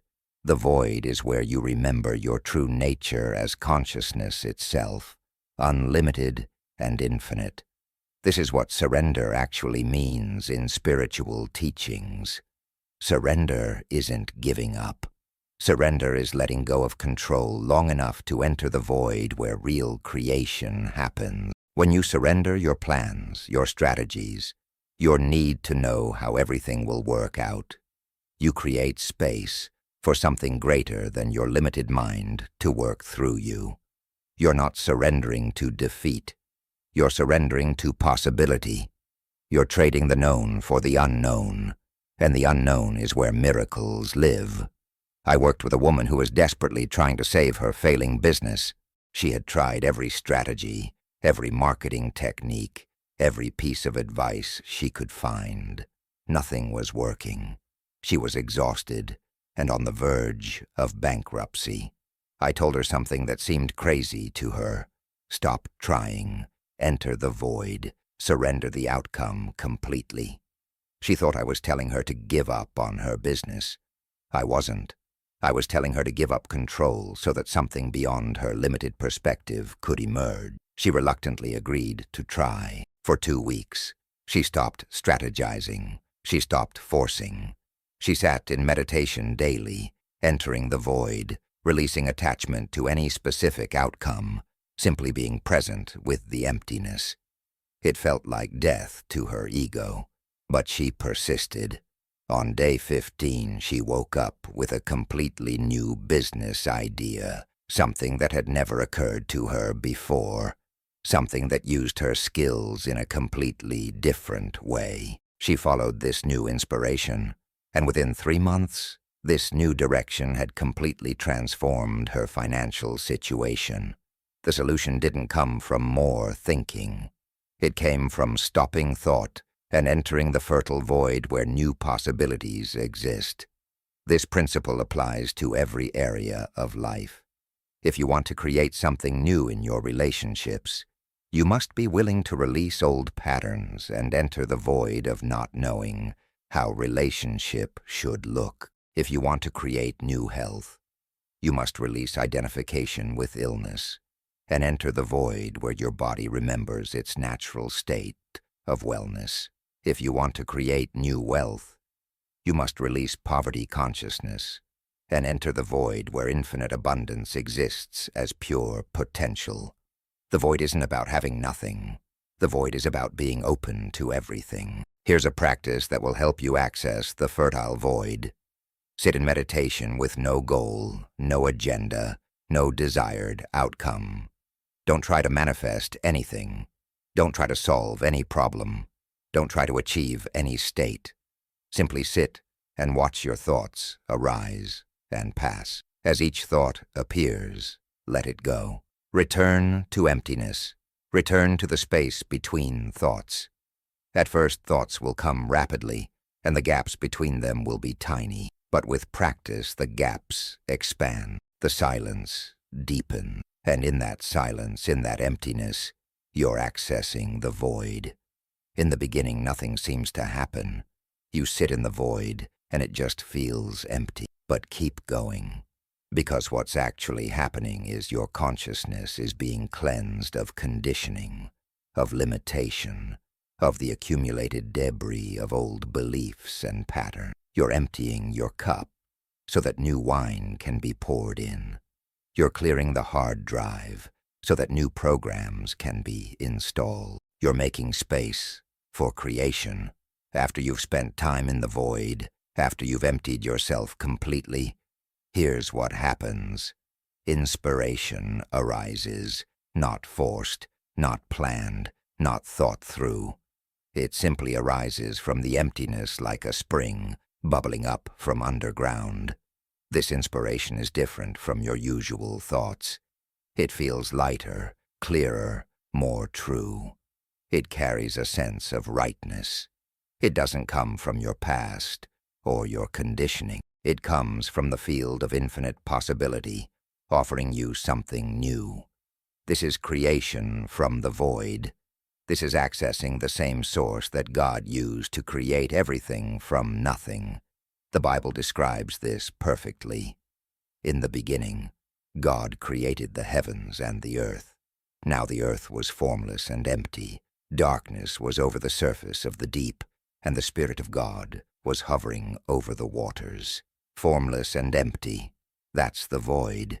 Darkness over the deep, that's the unknown. And the Spirit of God hovering over the waters, that's consciousness preparing to create. Then what happens? And God said, "Let there be light," and there was light. Creation happens through consciousness acting upon the void, thought emerging from emptiness, form arising from formlessness. You have this same power. You are this same consciousness. When you enter the void, when you quiet your mind completely, when you let go of all attachment to known outcomes, the Spirit of God, which is your own deepest consciousness, hovers over the waters of infinite possibility. And from that hovering, from that pregnant emptiness, new creation emerges. You don't make it happen. You allow it to happen. You don't force form. You permit form to arise from formlessness. This is why trying harder often doesn't work. Effort comes from the ego, from the limited mind, trying to rearrange what already exists. But transformation, real transformation, comes from the void. It comes from emptying, not from filling. It comes from releasing, not from grasping. It comes from not knowing, not from figuring out. This is counterintuitive to everything you've been taught, but it's how the universe actually works. Think about sleep. Every night you enter a kind of void. Your conscious mind shuts down. You let go of control. You surrender to not knowing. And what happens? Your body heals itself. Your mind processes the day. Problems you were struggling with sometimes have solutions when you wake up. You didn't solve them through effort. Solutions emerged from the void of sleep, from the unconscious realm where infinite intelligence operates. Imagine if you could access that same intelligence while awake, consciously entering the void to allow creation to happen. That's exactly what meditation, true meditation, accomplishes. It's not about achieving some special state or having mystical experiences, though those can happen. It's about consciously entering the void, the fertile emptiness, where creation happens. And the more you practice this, the more you become comfortable with emptiness, the more powerful your manifestations become. Because you're no longer trying to force reality to match your limited concepts. You're allowing reality to emerge from infinite possibility. Here's something profound. The void is always here. It's not somewhere you have to travel to.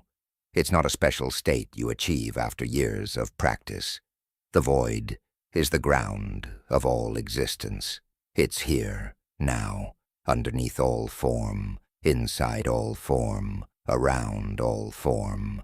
Every moment is an opportunity to touch the void, the gap between your thoughts, the pause between your breaths, the silence underlying all sound, the stillness at the center of all movement. The void is always accessible. You just have to stop long enough to notice it. When you start paying attention to the void in your daily life, something shifts. You realize you don't have to have every moment filled with activity, thoughts, noise, stimulation. You can pause. You can breathe. You can drop into the silence. And in that brief touch of the void, You reset. You release whatever you were carrying. You open to new possibility. These micro moments of void access throughout your day keep you connected to the source of creation. I started practicing this years ago. Every time I noticed tension, stress, or confusion, instead of trying to solve it or push through it, I would pause and touch the void. Just a moment, sometimes just a single breath where I let go of everything and dropped into emptiness. At first it felt like I was wasting time, but I kept practicing, and I noticed that solutions would appear after these void touches. Inspiration would arise. Clarity would emerge, not from thinking harder, but from thinking less. Not from doing more, but from being more. The void was teaching me that creation happens in emptiness, not in fullness. This is the secret that all great creators know, whether they can articulate it or not. Musicians enter the void before creating music. Artists enter the void before creating art. Writers enter the void before words flow. Scientists enter the void before breakthrough insights appear. They might not call it the void. They might call it flow state, or being in the zone, or divine inspiration. But it's the same thing. It's the emptying of the limited self so that something greater can come through. You are not separate from this creative source. You are not disconnected from the void. You are consciousness emerging from the void, moment by moment. Your thoughts arise from emptiness and return to emptiness. Your experiences emerge from nothing and dissolve into nothing. Your entire life is the void making itself known through the vehicle of your awareness. When you realize this, when you truly understand that you are the fertile void taking temporary form, everything changes. You stop fearing emptiness. You start seeing it as your natural home, the source of your power. Here's the practice I want you to integrate into your life. Every day, spend at least 10 minutes in conscious void practice. Sit comfortably, close your eyes, and do nothing. Don't meditate on anything. Don't visualize anything. Don't affirm anything. Just sit in the emptiness. Watch thoughts arise and let them pass without engaging. Return again and again to the silence, the void, the space of no thing. Let yourself dissolve into that emptiness. Let your boundaries soften. Let your identity become less solid. In that dissolution, you're touching the source of all creation. As you practice this consistently, you'll notice changes. Your manifestations will become more effortless. Solutions will appear without struggle. Synchronicities will increase, not because you're doing more, but because you're creating space for the infinite to work through you. You're learning to create from nothing instead of trying to create from something. You're accessing the fertile void where all possibilities exist, and you're allowing those possibilities to emerge into form through your consciousness. This is your birthright. This is your power. You are not just a creator of things. You are consciousness itself, capable of accessing the void where all creation originates, the same void that existed before the universe, the same void that will exist after the universe, the same void that is here now, underneath and inside everything you experience. Enter it, trust it, create from it, and watch as your life transforms beyond what your limited mind could have ever planned or predicted. The fertile void is calling you home. The only question is, are you willing to answer? Chapter 9. The Alchemy of Gratitude and Generosity. There's an ancient secret that transforms everything it touches, a principle so powerful that it can turn scarcity into abundance, poverty into wealth, isolation into connection, and lack into overflow. The alchemists of old spoke of turning lead into gold, and while they used metallurgical language, they were actually describing something far more profound. the transformation of consciousness that occurs when gratitude and generosity merge into a single practice. This isn't just spiritual wisdom. This is the final piece of the prosperity puzzle, the key that unlocks unlimited flow, the secret that makes you not just a receiver of abundance, but a generator of it. Most people approach prosperity backwards. They think the equation is receive first, then give thanks, then share when there's enough left over. But that sequence keeps you locked in scarcity consciousness because you're always waiting, always measuring, always protecting what little you have from fear. It won't be replenished.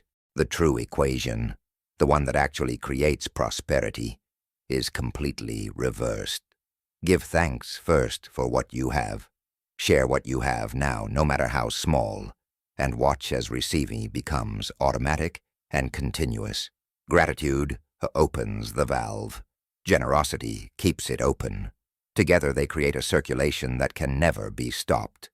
Here's the quantum truth that explains why this works. Energy must move to multiply. Stagnant energy contracts. Flowing energy expands. When you hoard what you have, when you grip it tightly from fear, you stop the flow. The quantum field interprets your holding as a message that says, "This is all there is, there won't be more, I must protect this." And the field, always matching your frequency, delivers exactly that experience. This is all there is. But when you give thanks for what you have, and then share it freely, you're sending a completely different message. There's more than enough. Abundance flows through me. I'm a conduit, not a container. And the field responds by sending continuous supply through your open channel. Think of yourself as a pipe, not a bucket. A bucket receives and holds. When it's full, it can't receive more. A pipe receives and gives. It's always open at both ends, always allowing flow. The universe can pour infinite abundance through a pipe because the pipe never gets full. It never stops the flow by holding on. Most people are trying to be buckets, trying to accumulate and keep. But prosperity, real prosperity, comes from being a pipe, from allowing abundance to flow through you to others, which creates space for more to flow in. Let me tell you about the moment this truth became real for me. I was broke, genuinely struggling financially. When a homeless person asked me for money, my immediate thought was, I can't afford to give anything. I barely have enough for myself. I was about to walk past when something stopped me. A question arose. What would I do if I truly believed in infinite abundance? The answer was clear. I would give, not from my overflow, but from my lack. Not because I had plenty, but because I trust the source to provide. So I gave the man the $10 in my wallet, which was literally all the cash I had. As I walked away, I didn't feel virtuous. I felt terrified. I had just given away money I needed. But underneath the fear, something else was present. A strange sense of freedom, of trust, of knowing that I was operating from a different consciousness. That evening, a client I hadn't heard from in months called and offered me a project worth 20 times what I had given away. Coincidence? I don't believe in coincidence anymore. The universe was responding to my shift from hoarding consciousness to flow consciousness. My act of generosity, especially when it cost me something, was a declaration of faith that the universe heard and matched. Gratitude works as the first part of this alchemical process because gratitude is the frequency of abundance. When you feel genuine gratitude, you're acknowledging that you have received something good. You're recognizing abundance already present.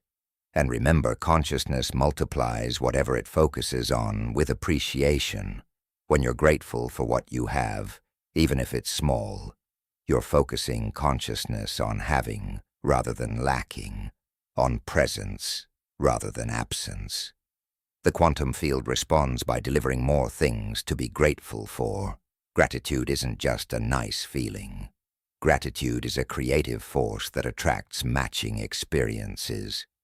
But here's where most people stop. They practice gratitude, they feel good, and they think that's enough. But gratitude alone is only half the equation. Gratitude opens your receiving channel, but generosity opens your giving channel. And prosperity requires both channels to be open. If you only receive and never give, you become congested, blocked, stagnant. The energy stops flowing, and eventually you stop receiving too, because there's nowhere for new energy to go. Generosity keeps the circulation moving. It proves to the universe that you trust the supply. It demonstrates that you understand abundance as flow rather than accumulation. The Bible teaches this principle clearly. Give, and it shall be given unto you, good measure, pressed down, shaken together, and running over. Notice the sequence. Give first, then it shall be given, not the other way around. And not just given back in equal measure, but pressed down, shaken together, running over. More than you gave, multiplied. This isn't morality. This is mechanics. When you give, you create a vacuum that the universe rushes to fill. When you hold tight, you create a closed system that the universe can't add to. Bob Proctor used to demonstrate this principle brilliantly. He would say, if you want more money, give money. If you want more love, give love. If you want more opportunities, create opportunities for others. What you give out, you get back, multiplied, not because the universe is keeping score, but because giving is transmitting, and what you transmit is the frequency the universe matches. When you give from a place of joy and abundance, you're transmitting abundance frequency. The universe says, this person operates in overflow. Let me send more overflow. When you hoard from a place of fear and scarcity, you're transmitting scarcity frequency. The universe says, this person believes in lack. Let me match that. I learned this principle through experience, not theory. I started a practice of giving away 10% of everything I received, no matter how small the amount. In the beginning it felt impossible. I had bills to pay. I had debt. I had genuine financial pressure. But I committed to the practice anyway, not from obligation but from curiosity. I wanted to test whether this principle actually worked, or whether it was just spiritual platitude. Within 3 months, my income had increased by exactly the amount I was giving away. I wasn't making less by giving. The giving was creating space for more to arrive. Within 6 months, my income had doubled. Within a year, it had quadrupled. But the external results, while impressive, weren't the most significant change. The internal shift was more profound. I stopped feeling anxious about money. I stopped checking my bank account obsessively. I stopped that contracted, fearful energy around finances. Because every time I gave, I was proving to myself that I trusted abundance. I was demonstrating faith through action, and that faith created a state of consciousness that naturally attracted prosperity. I had become a vibrational match for abundance by acting as if I was already abundant. This is the alchemy.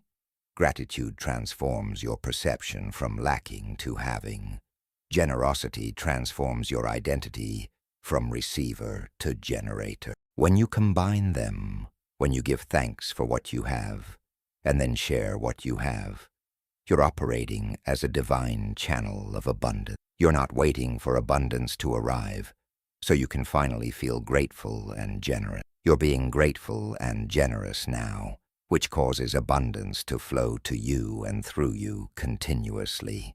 Here's something crucial to understand. Generosity isn't just about money. You can be generous with your time, your attention, your knowledge, your encouragement, your love. Whatever you have, no matter how limited it seems, you can give. The single mother working 3 jobs who has almost no money can still be generous with a kind word, with a smile, with acknowledgement of someone else's struggle. That generosity creates the same energetic flow as financial giving, because it's not the amount that matters. It's the consciousness behind the giving. It's the willingness to share from your current state, rather than waiting until you have enough. I watched this transform a client's entire life. She was trapped in victim consciousness, always talking about what she didn't have, always focused on how unfair life was. I challenged her to practice radical generosity for 30 days. Every day she had to give something to someone, anything, a compliment, a helping hand, a listening ear. Her first response was, "But I have nothing to give." I said, "That's the lie you're telling yourself that's keeping you stuck. You have plenty to give. You're just holding it back." She reluctantly started the practice. The first week was hard. Her ego resisted. Every act of giving felt like loss, but she kept going. Week 2. Something shifted. She noticed people responding to her differently, more warmly, more openly. Week 3, opportunities started appearing. Someone offered her a better job. A friend gave her furniture she needed. Small miracles started occurring. By day 30, she was a different person. Not because her circumstances had dramatically changed, though they had improved, but because her consciousness had transformed. She had alchemized from scarcity consciousness to abundance consciousness through the practice of giving. The secret is that gratitude and generosity aren't just action, they're declarations of who you are. When you practice gratitude, you're declaring, "I am someone who recognizes and receives abundance." When you practice generosity, you're declaring, "I am someone who has more than enough, so much that I can share freely." And the universe, always matching your declarations, responds by making them true. You're not pretending to be abundant. You're becoming abundant by acting abundant. There's a profound spiritual truth here that goes beyond manifestation. When you give, you're acknowledging that you're not separate from others.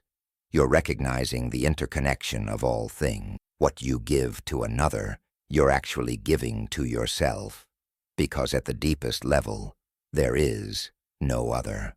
There's only one consciousness experiencing itself through different form. When you help someone else prosper, you're helping the universal consciousness prosper, and since you are that consciousness, you're helping yourself prosper. This isn't selfish. This is understanding the true nature of reality. Jesus taught this when he said, "Whatever you do for the least of these, you do for me." He wasn't talking about religious duty. He was describing quantum entanglement at the consciousness level. What you do for anyone, you do for everyone, including yourself. This is why generosity always comes back multiplied. You're not giving to an external other. You're giving to another expression of the same source that you are, and that source, being infinite and abundant, returns the gift multiplied. Now here's where people often get confused. They think generosity means giving until you have nothing left, martyring yourself for others, sacrificing your needs for someone else's. That's not generosity. That's self-destruction disguised as virtue. True generosity comes from overflow, not from depletion. You must fill your own cup first before you can pour into others. This isn't selfish. This is sustainable. You can't give what you don't have. You can't share abundance if you're operating in lack. The airplane safety instructions are spiritually accurate.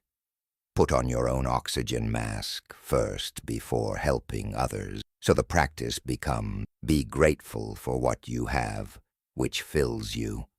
Then be generous from your fullness, which creates space for more. Then be grateful for what comes, which fills you again.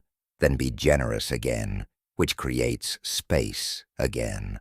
This is the circulation, the flow, the perpetual motion machine of prosperity. As long as you keep both channels open, gratitude flowing in and generosity flowing out, You become an infinite conduit for abundance. I want to share a practice that has created miraculous transformations for thousands of people. Every morning before you do anything else, spend 5 minutes in gratitude. Write down or mentally acknowledge 10 things you're grateful for. Not the same 10 things every day. Find new things. Force yourself to look for things you've been taking for granted. The water that flows from your tap, the electricity that powers your home, the strangers who built the roads you drive on, the sun that rose this morning without you having to make it happen. Really feel the gratitude. Let it fill your chest. Let it overflow. Then, at some point during the day, give something to someone. Money if you have it. Time if you don't. Attention, encouragement, acknowledgement, a smile, a prayer, anything. Give something without expecting anything in return. Give purely for the joy of giving. Give because you're practicing being a conduit. Give because you're declaring your abundance. And as you give, silently say to yourself, this giving creates space for more receiving. As I give, I receive. The flow is continuous and unlimited. Do this every single day for 90 days.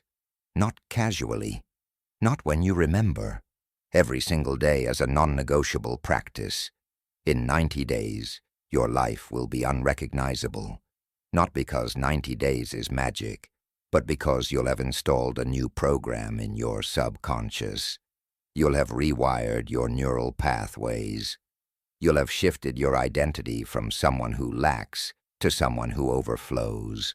And that identity shift will manifest as changed circumstances, because external reality always mirrors internal consciousness. Here's something powerful about generosity. It instantly breaks the spell of poverty consciousness. When you're worried about money, when you're feeling lack, when you're contracting in fear, the fastest way to shift that energy is to give something away. It seems counterintuitive. You're worried about not having enough, so you give away what little you have. But that act of giving, especially when it costs you something, instantly shifts your frequency from lack to abundance. You're proving to yourself and to the universe that you trust the supply. You're demonstrating faith through action, and that demonstration activates the law of circulation. The universe operates on spiritual laws that supersede physical laws. The spiritual law of circulation states that what you give comes back multiplied. The physical law of conservation states that energy is neither created nor destroyed. Which law do you want to operate under? Most people operate under physical laws, believing in limitation, scarcity, conservation.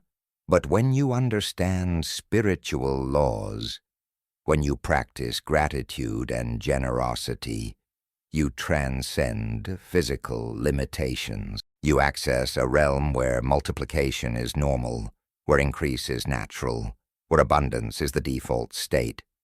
This is what the mystics meant by alchemy. They weren't trying to literally turn physical lead into physical gold. They were teaching the transformation of consciousness that occurs when you understand and apply spiritual laws. The lead of poverty consciousness transforms into the gold of prosperity consciousness through the alchemical process of gratitude and generosity. This is the philosopher's stone, the secret substance that transforms everything it touches. It's not a physical object, it's a state of consciousness. And that consciousness is available to you right now. Let me be clear about something. This isn't about giving away money you need for rent or food. This isn't about being irresponsible with resources. This is about shifting your consciousness by being generous with whatever you can genuinely share without creating hardship. If all you can give is a kind word, give that. If you can give $5, give that.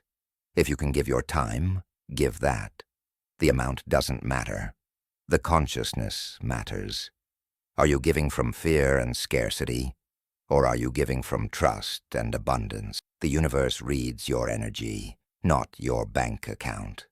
I've seen people with millions of dollars living in poverty consciousness because they give nothing and appreciate nothing. I've seen people with almost nothing living in abundance consciousness because they give freely and appreciate everything. Prosperity isn't about the amount in your bank account. Prosperity is a consciousness, a frequency, a way of being. And that consciousness is cultivated through gratitude and generosity. As you listen to these words, especially in that relaxed state before sleep, let this truth sink into your subconscious. You are a channel of infinite abundance. You are not a container trying to hold on to limited resources. You are a conduit through which unlimited supply flows. The more you give thanks, the more you open to receive. The more you share, the more space you create for increase. This is law. This is how the universe works. This is the alchemy of gratitude and generosity. Starting now, not tomorrow, not after you have more, but right now, in this moment, make a decision. Decide that you will be grateful for what you have and generous with what you have, regardless of how much or how little that is. Decide that you will be a channel, not a container. Decide that you will operate in flow consciousness, not hoarding consciousness. This decision, this shift in being, will change everything. Not because you're doing something to earn abundance, but because you're becoming someone who naturally attracts and generates abundance. You're aligning with the divine flow. You're operating as God operates, receiving infinitely and giving abundantly. This is your true nature. This is your power. This is the alchemy that turns everything into gold. Chapter 10. The Covenant of Prosperity. We've reached the culmination of this journey together, and now it's time to speak about something that will seal everything you've learned into a permanent shift in your consciousness. It's time to establish what I call the Covenant of Prosperity, a sacred agreement between you and the infinite intelligence that created you, an understanding so profound that once you enter into it consciously, your relationship with abundance will never be the same again. This isn't a contract with external conditions. This is a recognition of what has always been true. You are meant to prosper, designed to thrive, created to be a living expression of infinite abundance. A covenant, in its truest sense, is more than an agreement. It's a mutual recognition of intrinsic relationship. When two parties enter covenant, they're not creating something new.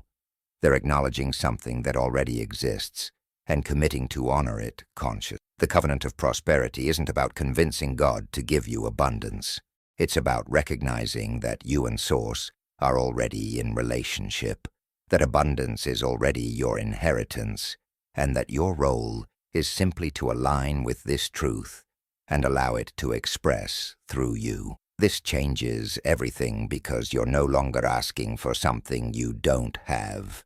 You're claiming what has always been yours.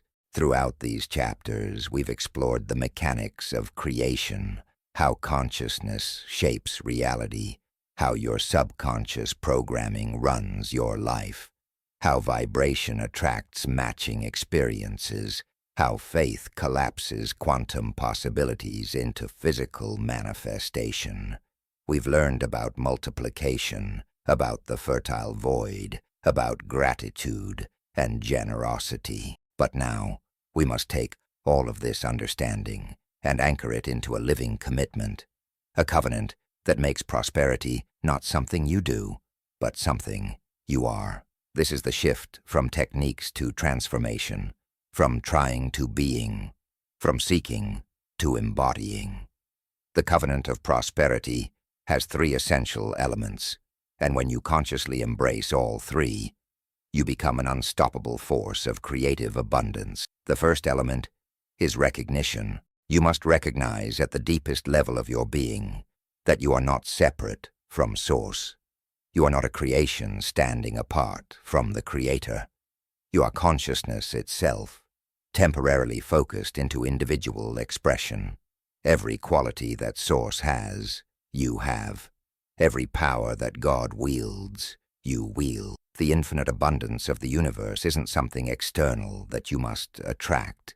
It's your own nature, your own essence, waiting to be expressed through you. This recognition isn't intellectual. You can't just think it and have it be true in your experience. This recognition must penetrate every cell of your body, every layer of your subconscious, every aspect of your being. This is why the practices we've discussed throughout this audiobook are so crucial. The meditation, the reprogramming, the frequency work, the faith cultivation, all of it serves one purpose: to clear away the conditioning that makes you believe you're separate from Source, so that the truth of your unity can be fully experienced and lived. I remember the moment this recognition truly landed in my consciousness.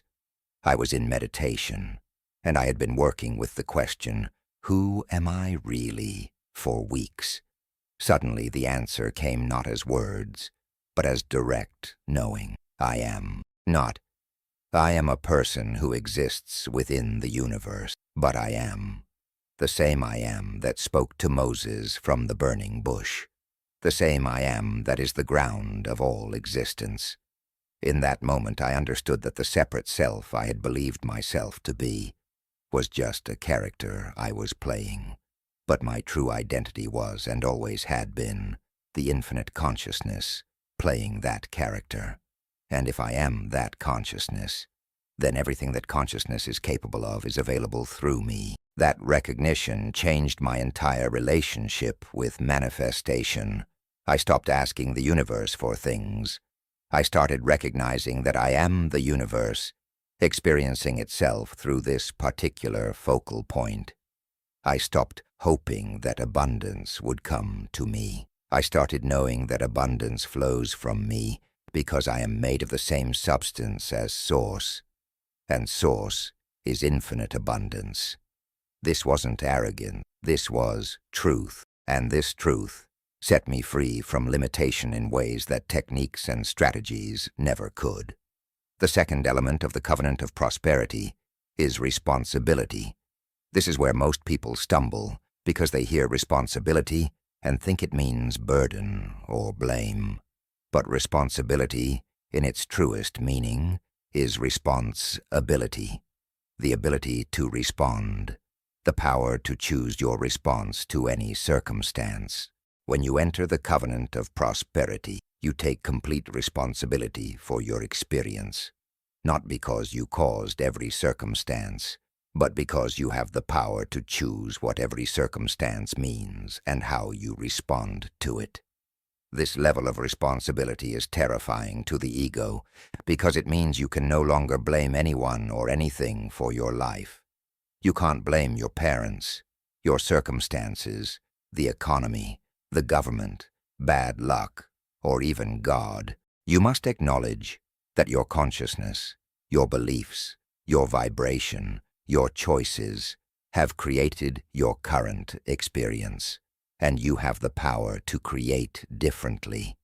This is terrifying because it means if your life isn't what you want it to be, you're the one who must change. But it's also liberating because it means no one and nothing has power over you, except the power you give them through your consciousness. I worked with a man who had spent 20 years blaming his father for his financial struggles. His father had been irresponsible with money, and the man had grown up in chaos and instability. He had every logical reason to blame his father, but that blame, justified as it was, kept him trapped in the same pattern. When I asked him to take full responsibility, to acknowledge that his current financial situation was being created by his current consciousness, regardless of his past, he initially resisted. How can I be responsible for what my father did? I explained that he wasn't responsible for what his father did, but he was responsible for how long he let his father's actions continue to affect him.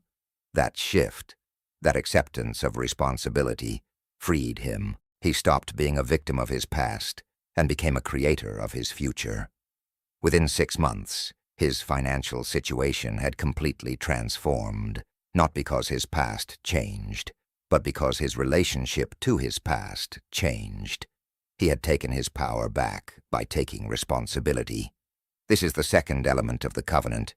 You must own your creative power completely, which means owning the results you've created and owning the power to create differently. The third element of the covenant of prosperity is service. This is the element that transforms prosperity from personal gain into divine expression. When you recognize that you're one with Source and you take responsibility for your creative power, the natural next question is, what do I create with this power? And the answer that aligns you with the highest flow of abundance is, I create in service to the whole. I use my prosperity to be a blessing in the world. I allow abundance to flow through me so that I can be a distribution point of that abundance to others. This is crucial because it shifts your motivation from getting to giving. As long as your primary motivation is personal accumulation, you're operating from lack consciousness, from the belief that you need more to be complete. But when your motivation shifts to service, to using your prosperity to make a positive impact, you're operating from abundance consciousness. You're recognizing that you already have everything you need, and now you want to share that overflow with others. This shift in motivation creates a completely different frequency, and the universe responds by sending you resources to fulfill your service. Every truly prosperous person I've ever studied has this element in their consciousness. They're not focused on getting rich. They're focused on creating value, solving problems, serving needs, making a difference. The wealth comes as a natural byproduct of the value they create. When your prosperity is in service to something greater than yourself, there's no limit to how much can flow through you. Because the universe needs infinite channels of distribution.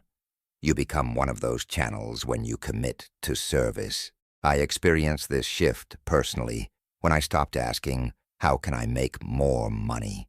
And started asking, how can I serve more people? The focus changed from receiving to giving.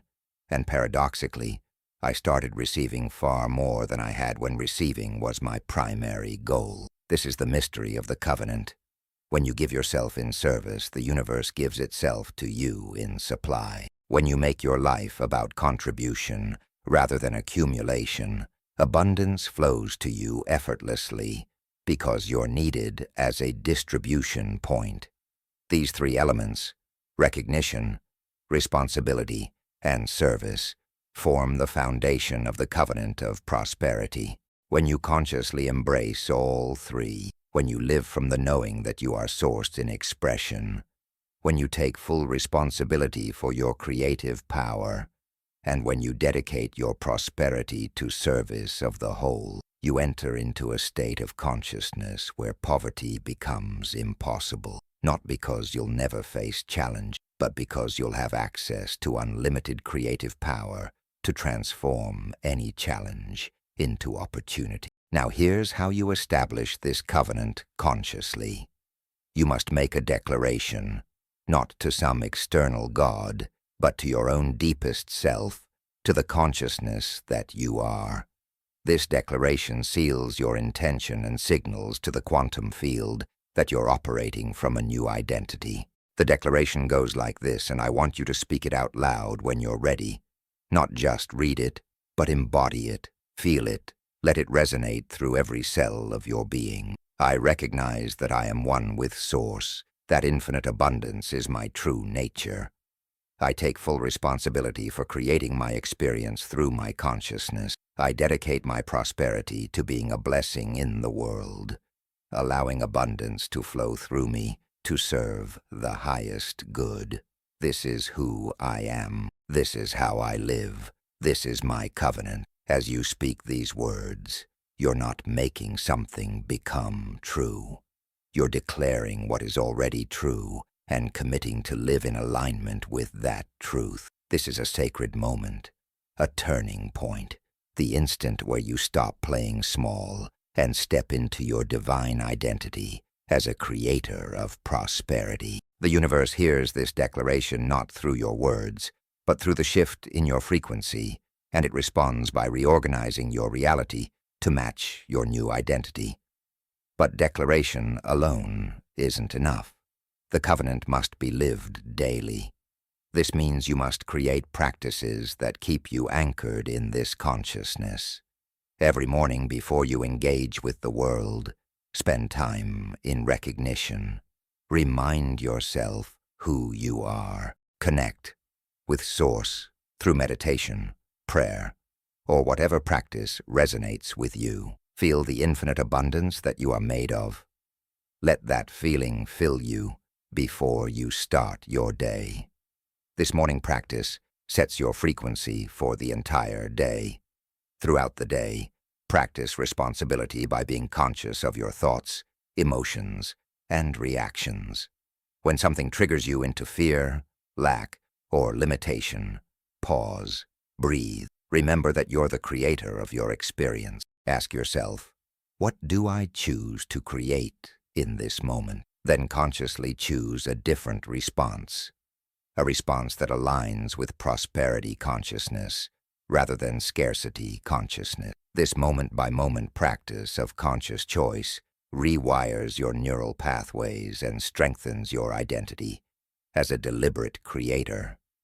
And every evening before sleep, review your day through the lens of service. Ask yourself, how did I serve today? How did I allow abundance to flow through me to others? How was I a blessing? If you can't find examples, that's information. It means you are focused on getting rather than giving, on receiving rather than serving. Use that awareness to make a different choice tomorrow. This evening practice keeps your motivation aligned with service, which keeps the channel of prosperity wide open. The covenant of prosperity also requires you to release anything that violates it. This means releasing relationships that drain your energy without reciprocity. This means releasing work that doesn't align with your values or allow you to serve authentically. This means releasing beliefs, habits, and patterns that keep you operating in lack consciousness. Some of these releases will be uncomfortable. Some will feel like loss. But anything you release to honor the covenant will be replaced with something that better serves your prosperity. The universe abhors a vacuum. When you empty your life of what doesn't serve you, the universe rushes to fill that space with what does. I had to make this kind of release when I established my covenant. I was in a business partnership that was profitable but misaligned with my values. I knew I needed to leave, but I was afraid of losing the income. For months, I stayed in the discomfort, trying to make it work. Finally, I realized I was violating my covenant by staying in something that didn't honor my truth. I left, and for 2 months, I had no income. It was terrifying, but I trusted the covenant.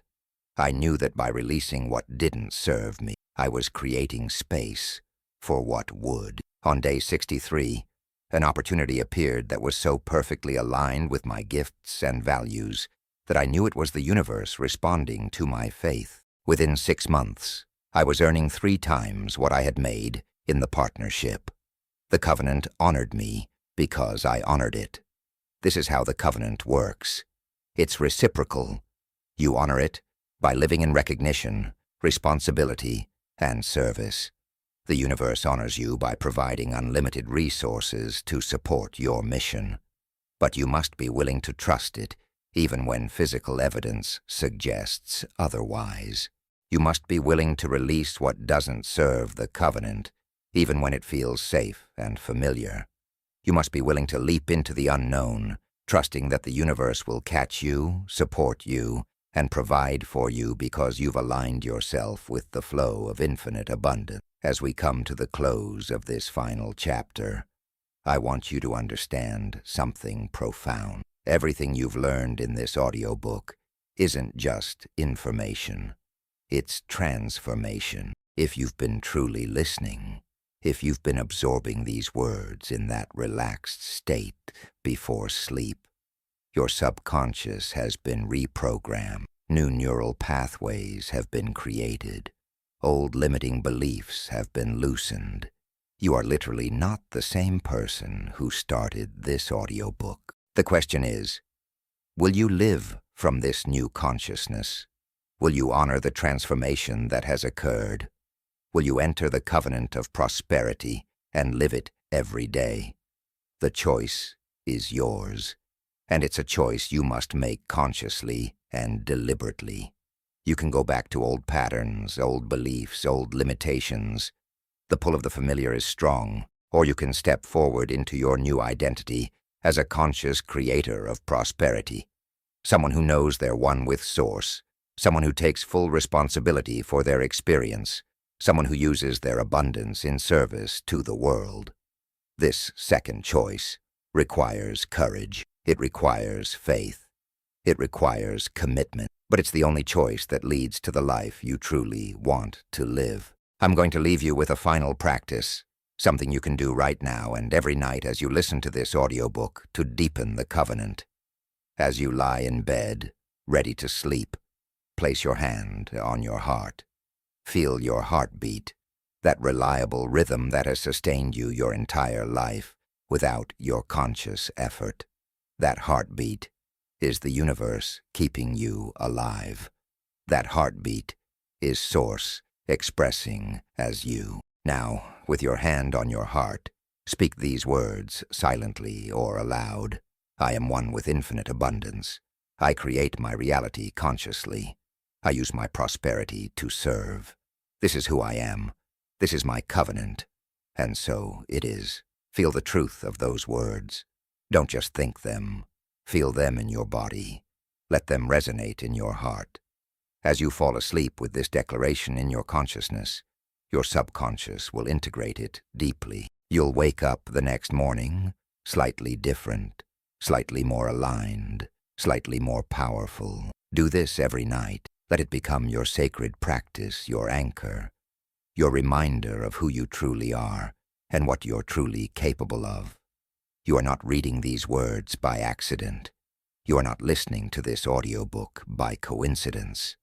Something in you knew it was time to step into your power, to claim your prosperity, to live as the divine being you truly are. That something was your own soul, calling you home to your true identity. This audiobook has been the answer to that call. Now it's up to you to answer the call fully by living what you've learned. The mind of God isn't somewhere out there. The mind of God is the mind you think with when you're aligned with truth. The prosperity of God isn't something you must attract from outside. The prosperity of God is what flows naturally through you when you remove the blocks to that flow. You have learned how to remove those blocks. You have learned how to align with truth. You have learned how to be a channel of divine prosperity. Now you must simply live it, breathe it, embody it, be it. The world needs you prosperous. The world needs your gifts fully expressed, your purpose fully lived, your light fully shining. You cannot serve the world from lack. You cannot make a difference from limitation. You must be abundant to share abundance. You must be prosperous to help others prosper. This isn't selfish. This is service. Your prosperity is not just for you. It's for everyone whose life you will touch, everyone you will help, everyone you will serve with the resources that flow through you. So stand tall in your power, walk confidently in your covenant, live boldly from your truth. You are divine consciousness in human form. You are infinite abundance expressing as individual experience. You are a creator, a manifester, a channel of miracles. Not because you're special or different from anyone else, but because this is the truth of every human being. The only difference is that you now know it, you now choose it, you now live it.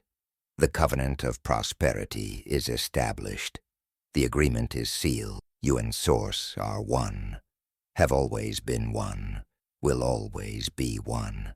From this day forward, you live from that knowing. Abundance is not something you seek. Abundance is something you are. Prosperity is not something you attract. Prosperity is something you express. Wealth is not something outside you. Wealth is the natural state of consciousness aligned with Source. Welcome home to yourself. Welcome home to your power. Welcome home to your prosperity.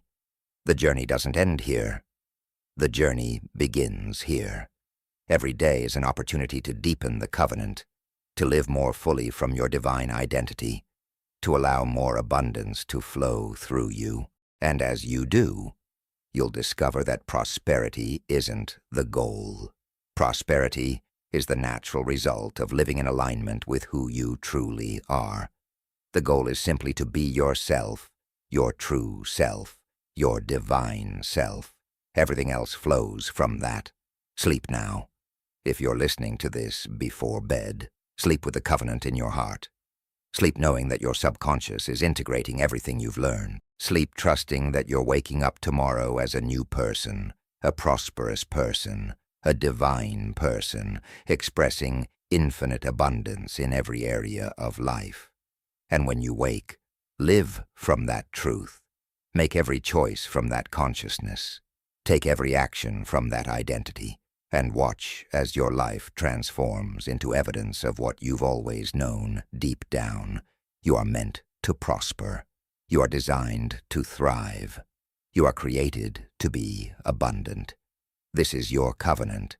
This is your truth. This is your life. Now live it fully.